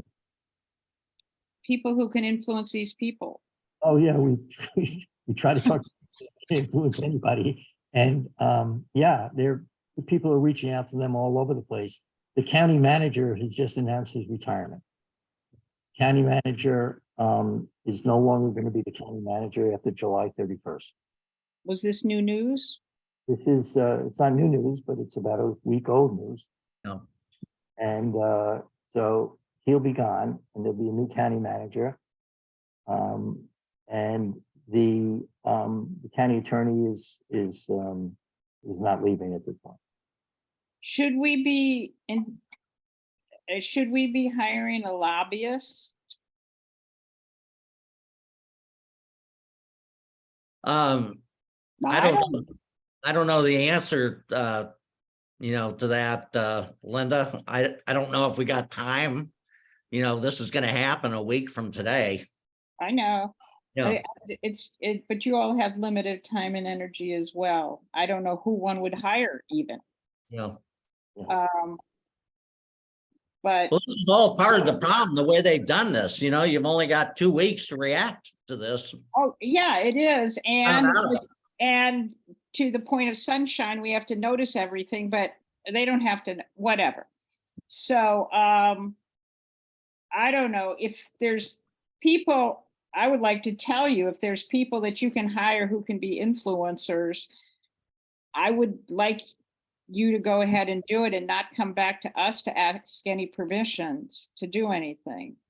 Well, the way I understand, David's proposal is that, I can act on behalf of the panel as long as we don't, spend money.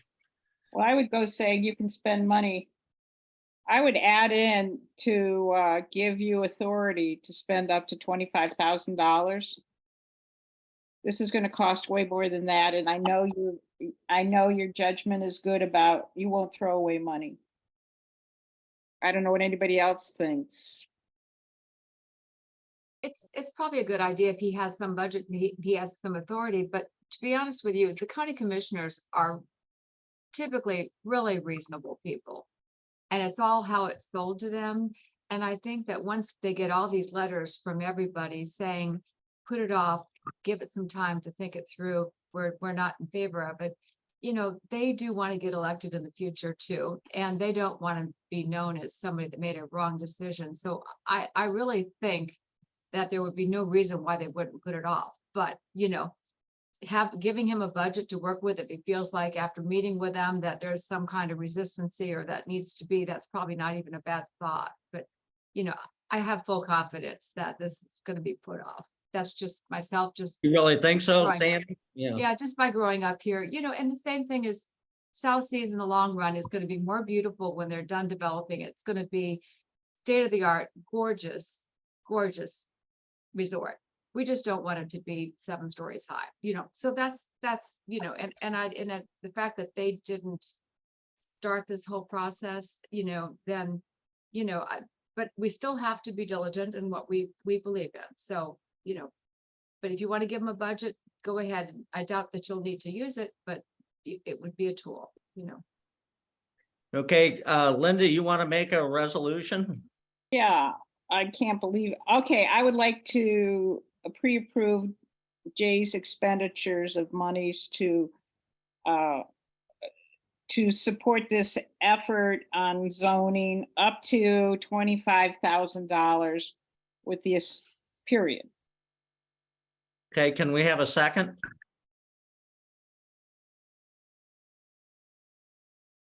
I'll second it. I mean, and we can discuss it. I'll second it for discussion for sure. Okay, discussion of the proposal. Anybody have comments?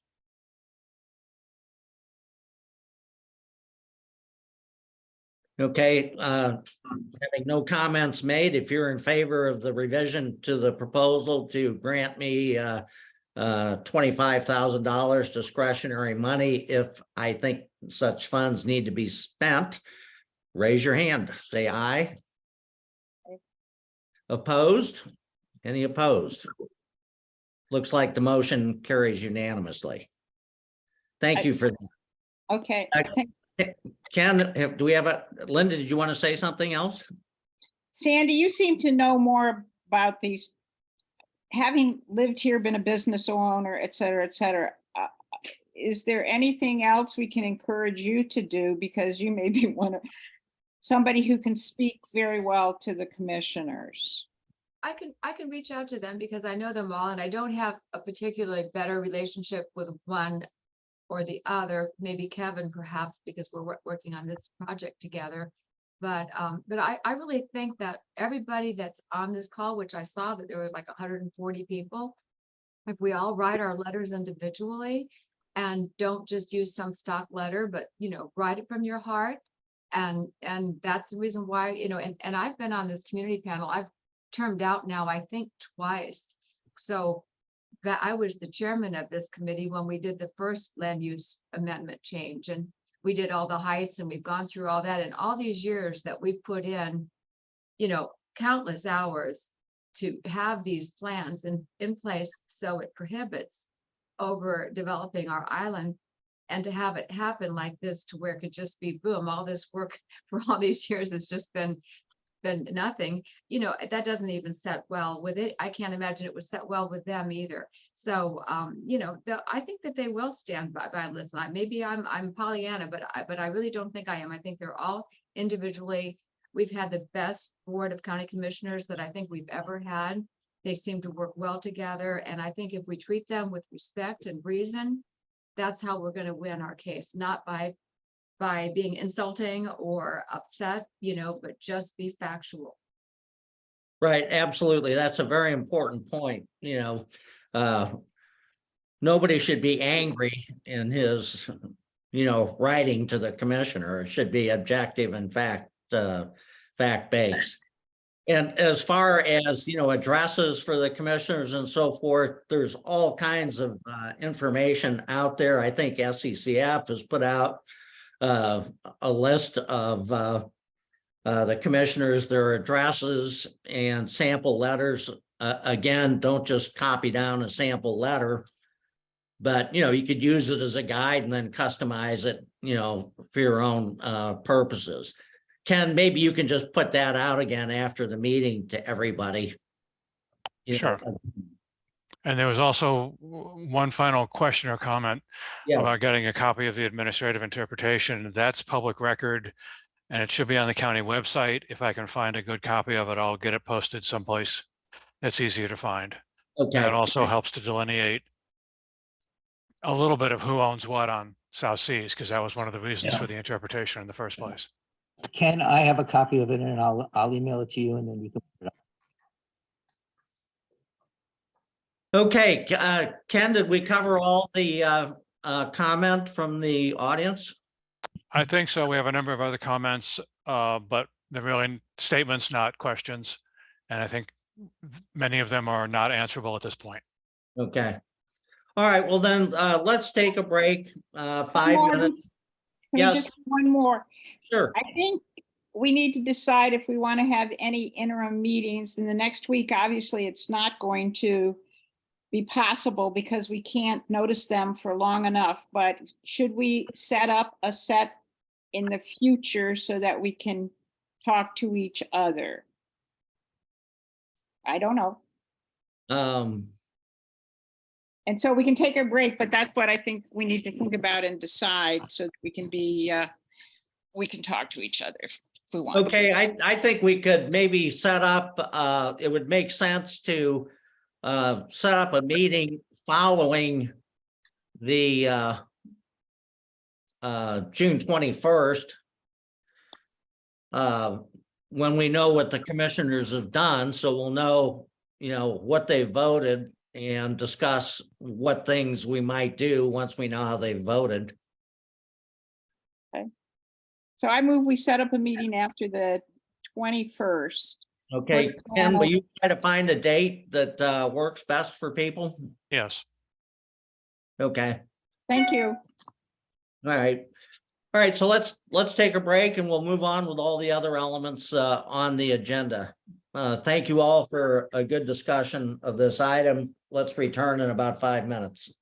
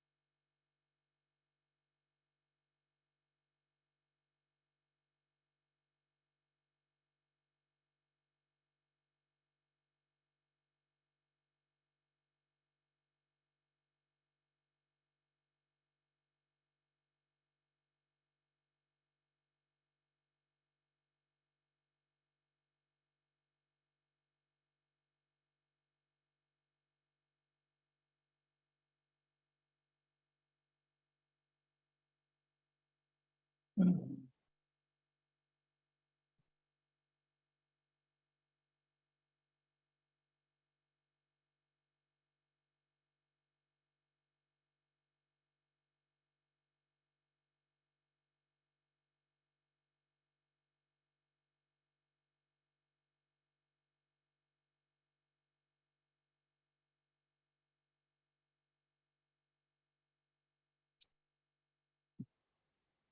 are you back?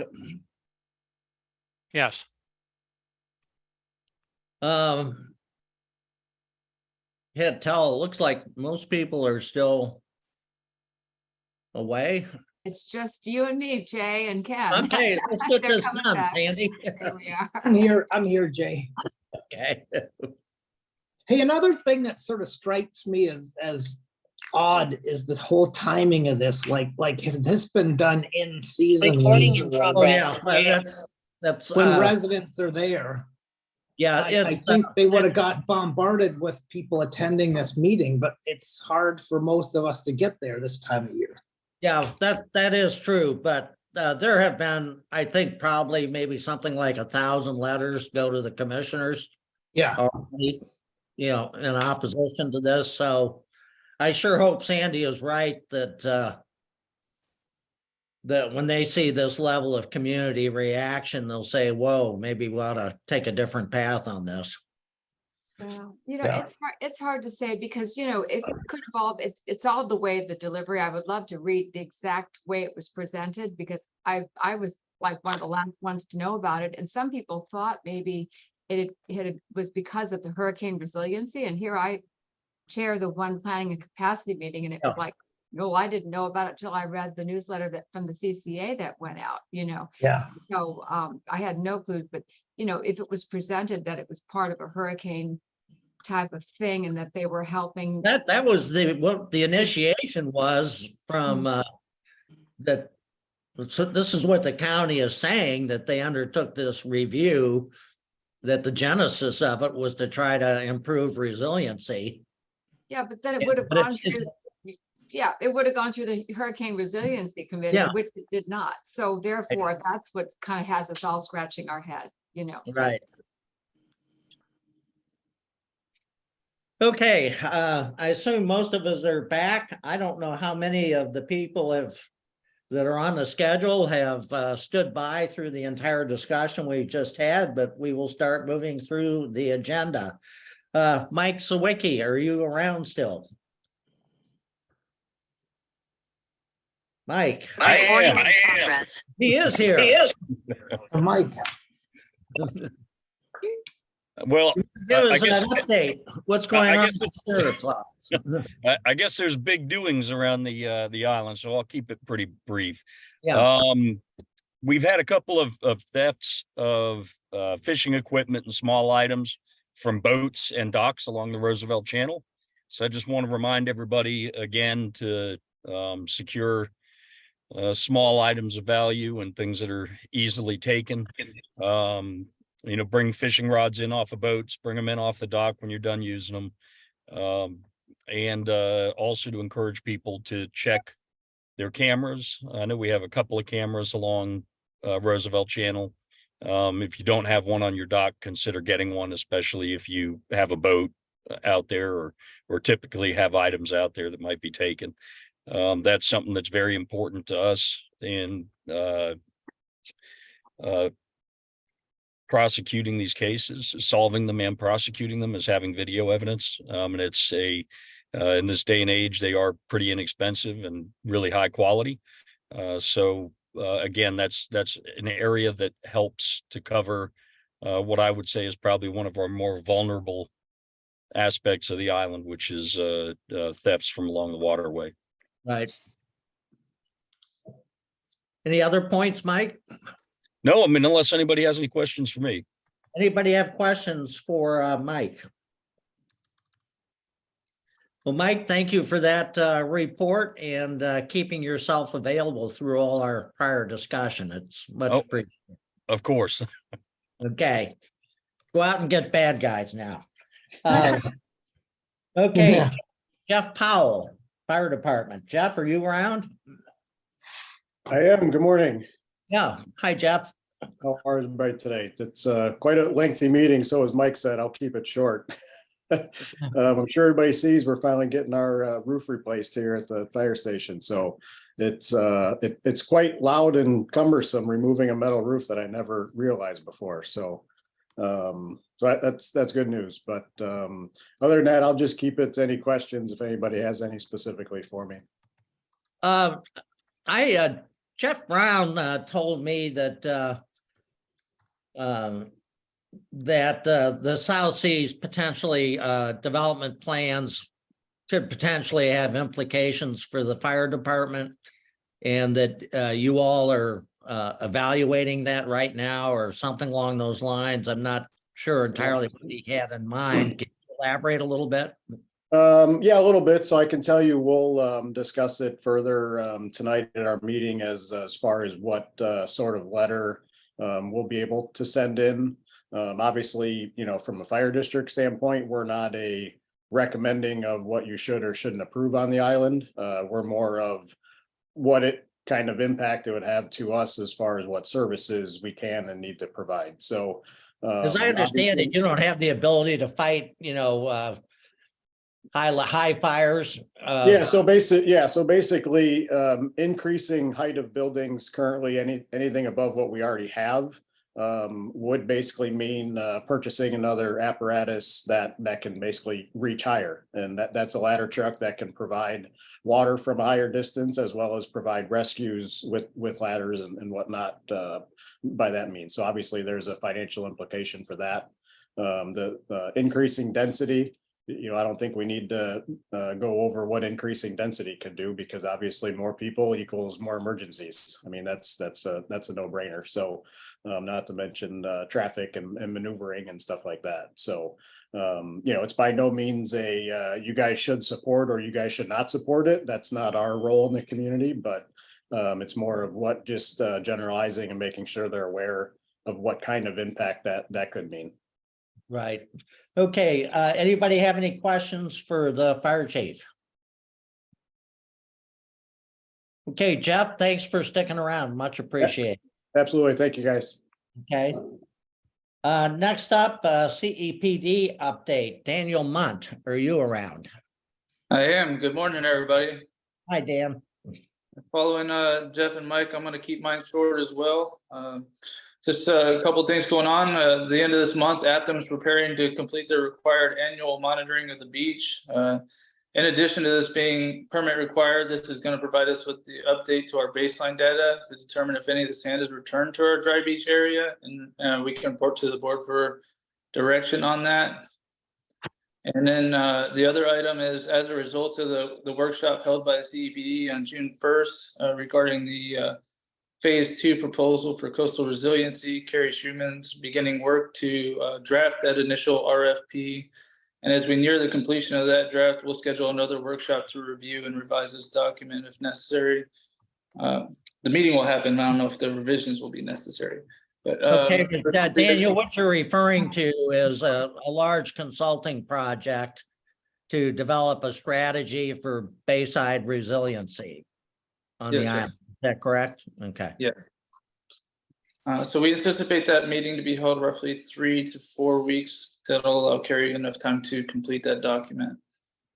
Now, I think I read somewhere that you have $400,000 of funding for that consulting study. Is that correct? Or we have a legislative appropriations request that has been approved thus far, but it still has to be signed in by the governor. Okay, well, does that mean you feel comfortable that you'll have a budget to do this project, or? Yes. Okay, good. Anything else, Daniel? That's it for me, unless there's any questions. Linda, do you want to say anything on behalf of CEPD? Well, last year, we added some budget that the governor vetoed at the last minute. So it's obviously a possibility. I think we're committed to this item. And if it does get vetoed, we'll figure out something else in terms of coming up with a plan. Okay. Alrighty, let's move on to the SCCF update. Is Matt or Carrie around? Yep, I'm here. Hi, Matt. Thanks, How are you Jay. Doing well. Keeping my head above water. doing? So you obviously heard from James. We're very involved with the issues that are facing Captiva right now and will continue to be. So that's going to be first and foremost on a lot of people's plates over the next week. And we'll be participating in the meeting tomorrow and then attending the meetings next week. So if anyone wants to talk about these issues or get some clarification, feel free to send them my way. My email is posted on the website, but it's mdepaulus@sccf.org.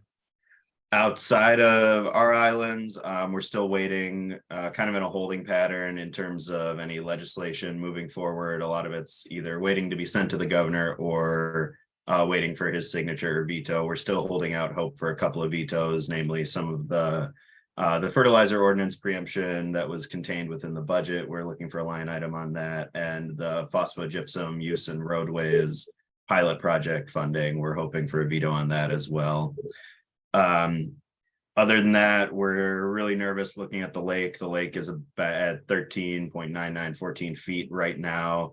It hit what is likely to be its lowest point last week. As the rainy season is starting, we've seen the lake level starting to increase. This is at a lake level that's about a foot higher than where we'd like it to see or like it to be at this time of year. In addition to that, we're seeing probably about 90% or more of the lake is covered in a massive algae bloom right now.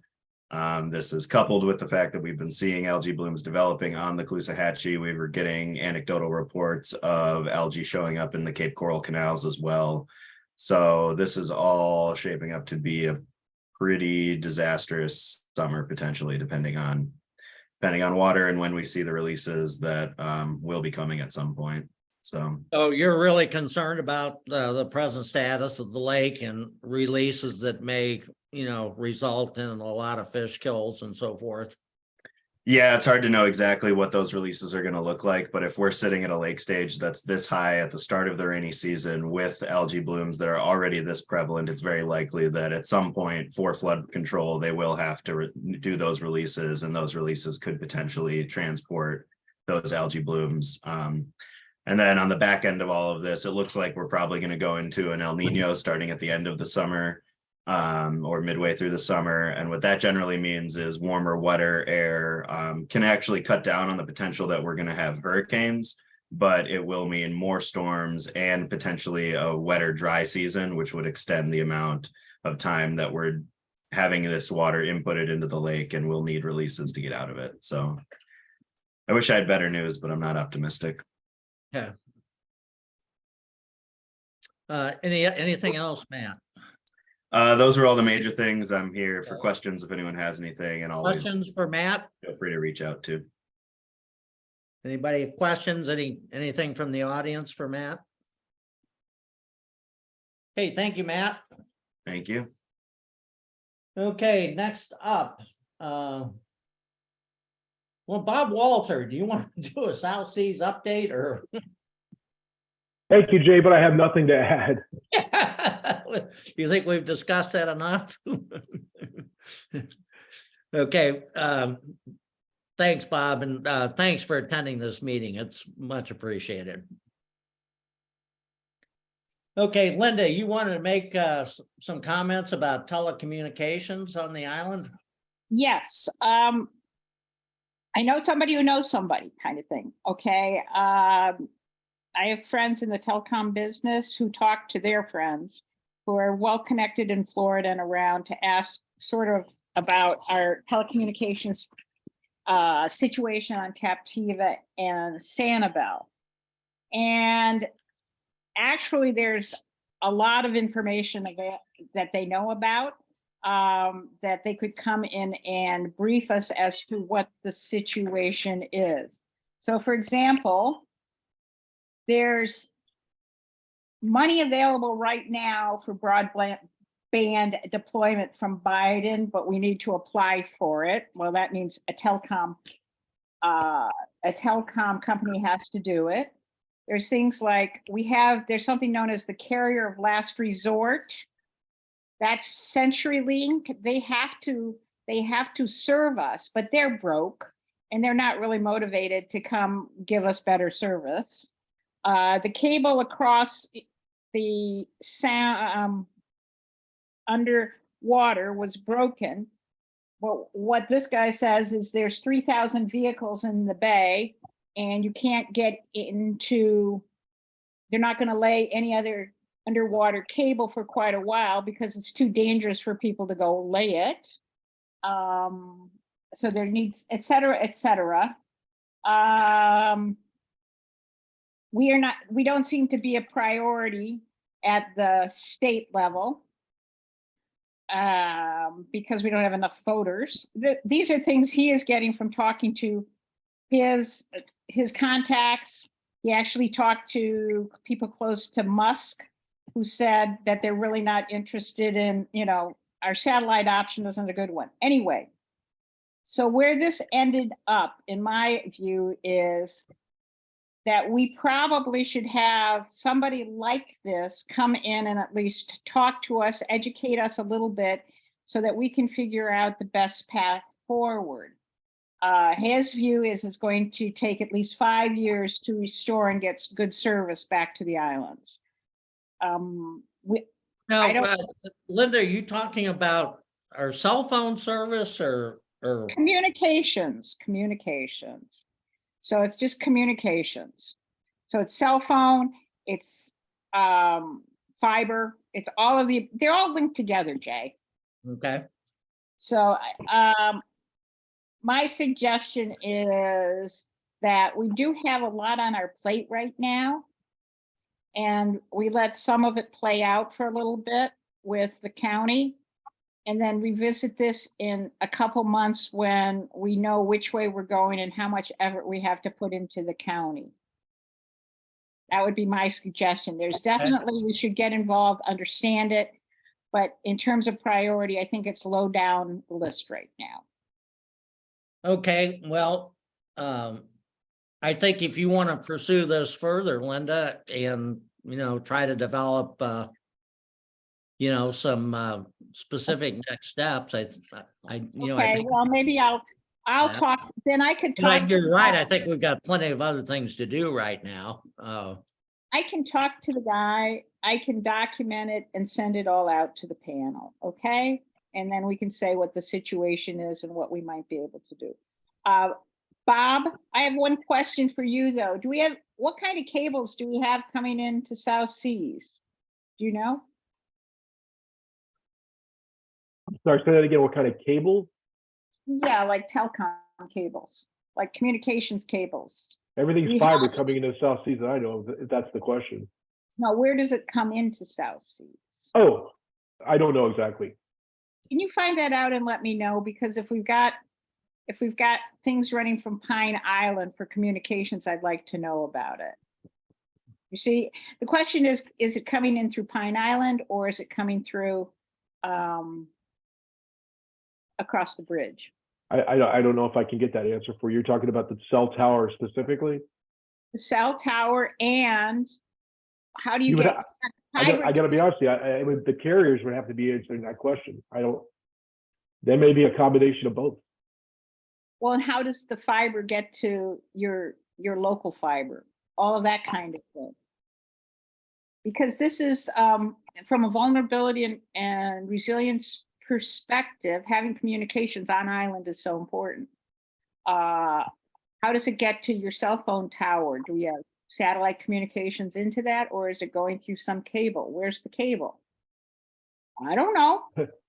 Again, I do not know, and I think there's 4 or 5 carriers on that tower, and Right. they may be a combination of coming in. Like I can tell you right now, CenturyLink and a lot of those other ones come down San Cap Road. They may come across Pine Island Sound. I don't know where their hubs are, I guess is the point. Well, supposedly, the point I have is I know what's coming in from one direction. That's easy enough to figure out. What comes in from the other direction, which could be across Pine Island Sound into South Seas, it's harder to know. And I thought perhaps South Seas knew where those cables might come in.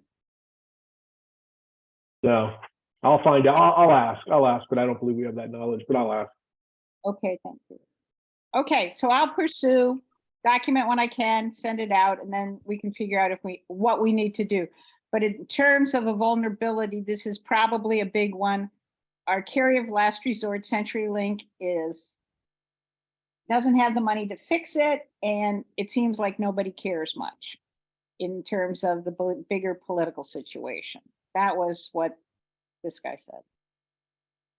Okay, well, I haven't checked in with Verizon, in the last month or two, but they should be getting ready to start the small cells.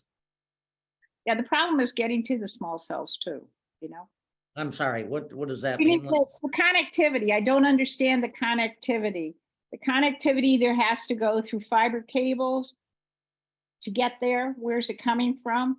Or it has, or copper cables or whatever cables, telecom cables. Or it has to go through satellites.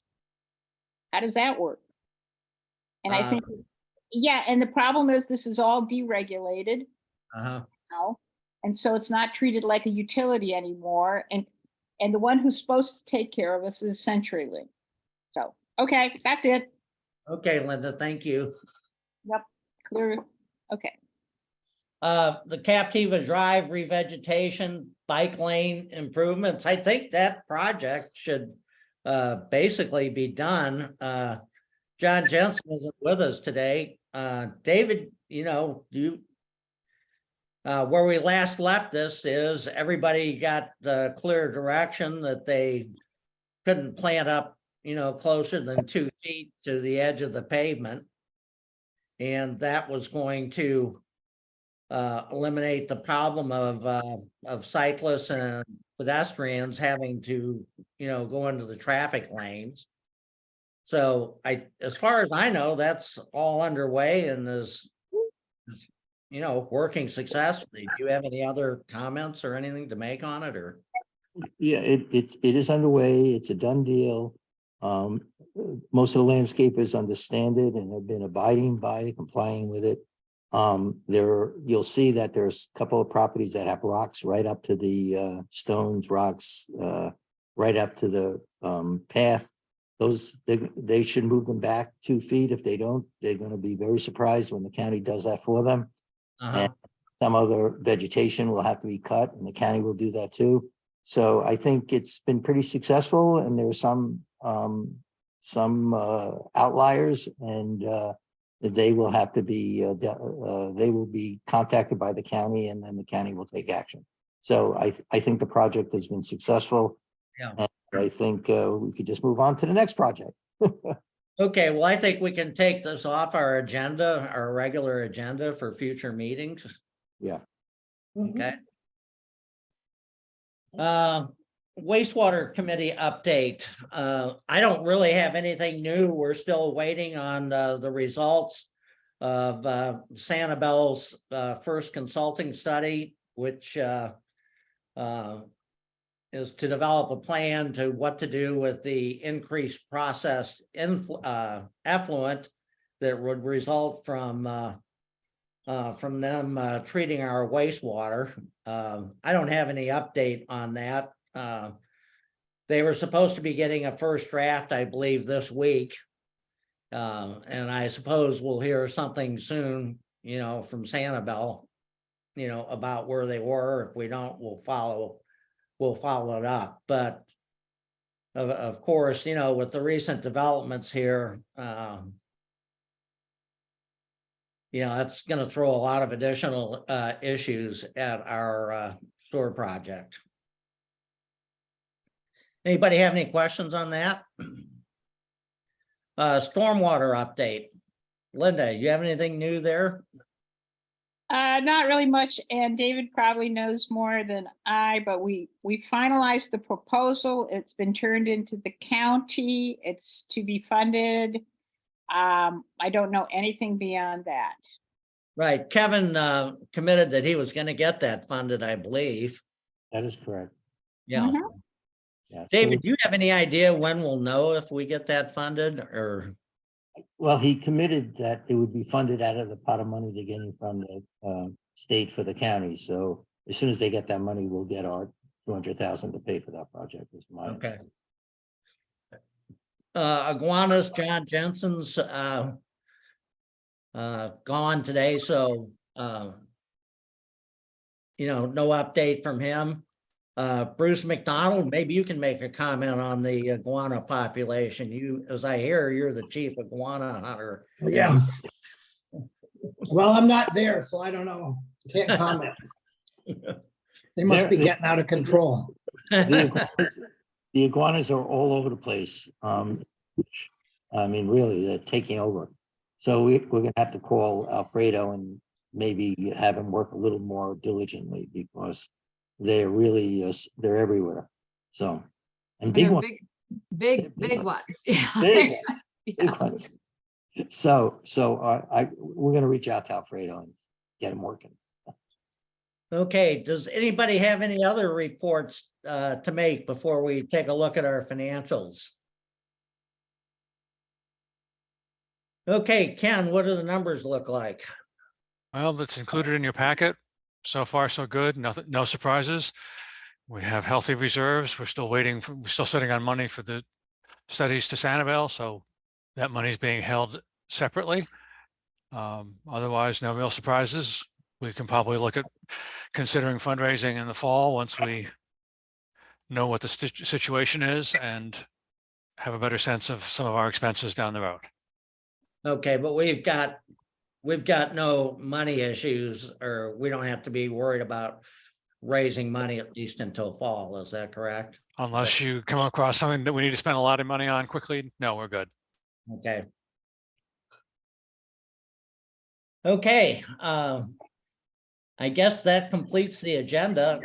Ken, is there anything outstanding from our audience? Any questions, comments that have not been addressed? No, once we got past the break, everybody pretty much had said everything they needed to say. I do have one quick question. In general, if we're looking to set a meeting after the public hearing on the 21st, what's the rest of that week look like for people in terms of availability? So I can start not broadcast a bunch of different hours, but try to hone in on a morning or two if there's one that's better than the other. Well, I know I can't do Thursday or Friday of that week. But I think I'm available all the next week. Okay, anybody else have any restrictions? Okay, I'll work on some sort of a poll to try to find some time so that we will have at least a week to notice this in case we actually need to hold a meeting. Oh, I'm sorry, Ken, I was wrong about that.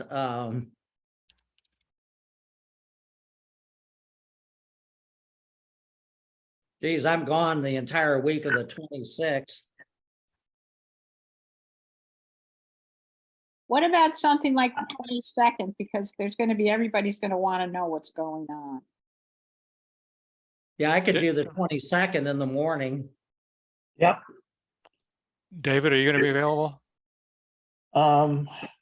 Yeah, I'll make myself available. I might be out of town, but I can get on a Zoom call. Okay. So I will tentatively set something for the morning of the 22nd. Right. Will you put out a memo, an email on that following this meeting so everybody? I will do that. Okay, and then I would like you to draft a letter from the panel to the county commissioners, expressing our views on what they're doing. I'll get you something to review probably by tomorrow morning. Okay. And I won't be there on the meeting because I'll be at my grandson's graduation in Seattle. So it's not because I would be there normally, but I'll be listening though. I can tune in.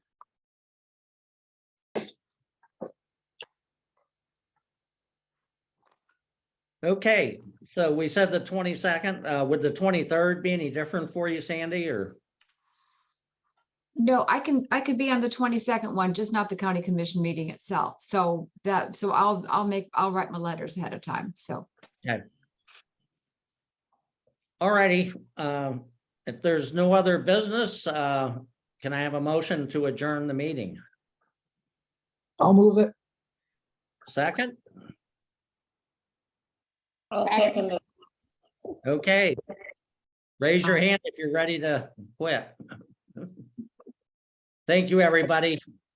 We'll be seeing on tentatively on the 22nd. We'll have a special meeting to review the results of the commissioner's vote. Thank you, everybody. Bye. Bye. Thank you. Bye. Bye.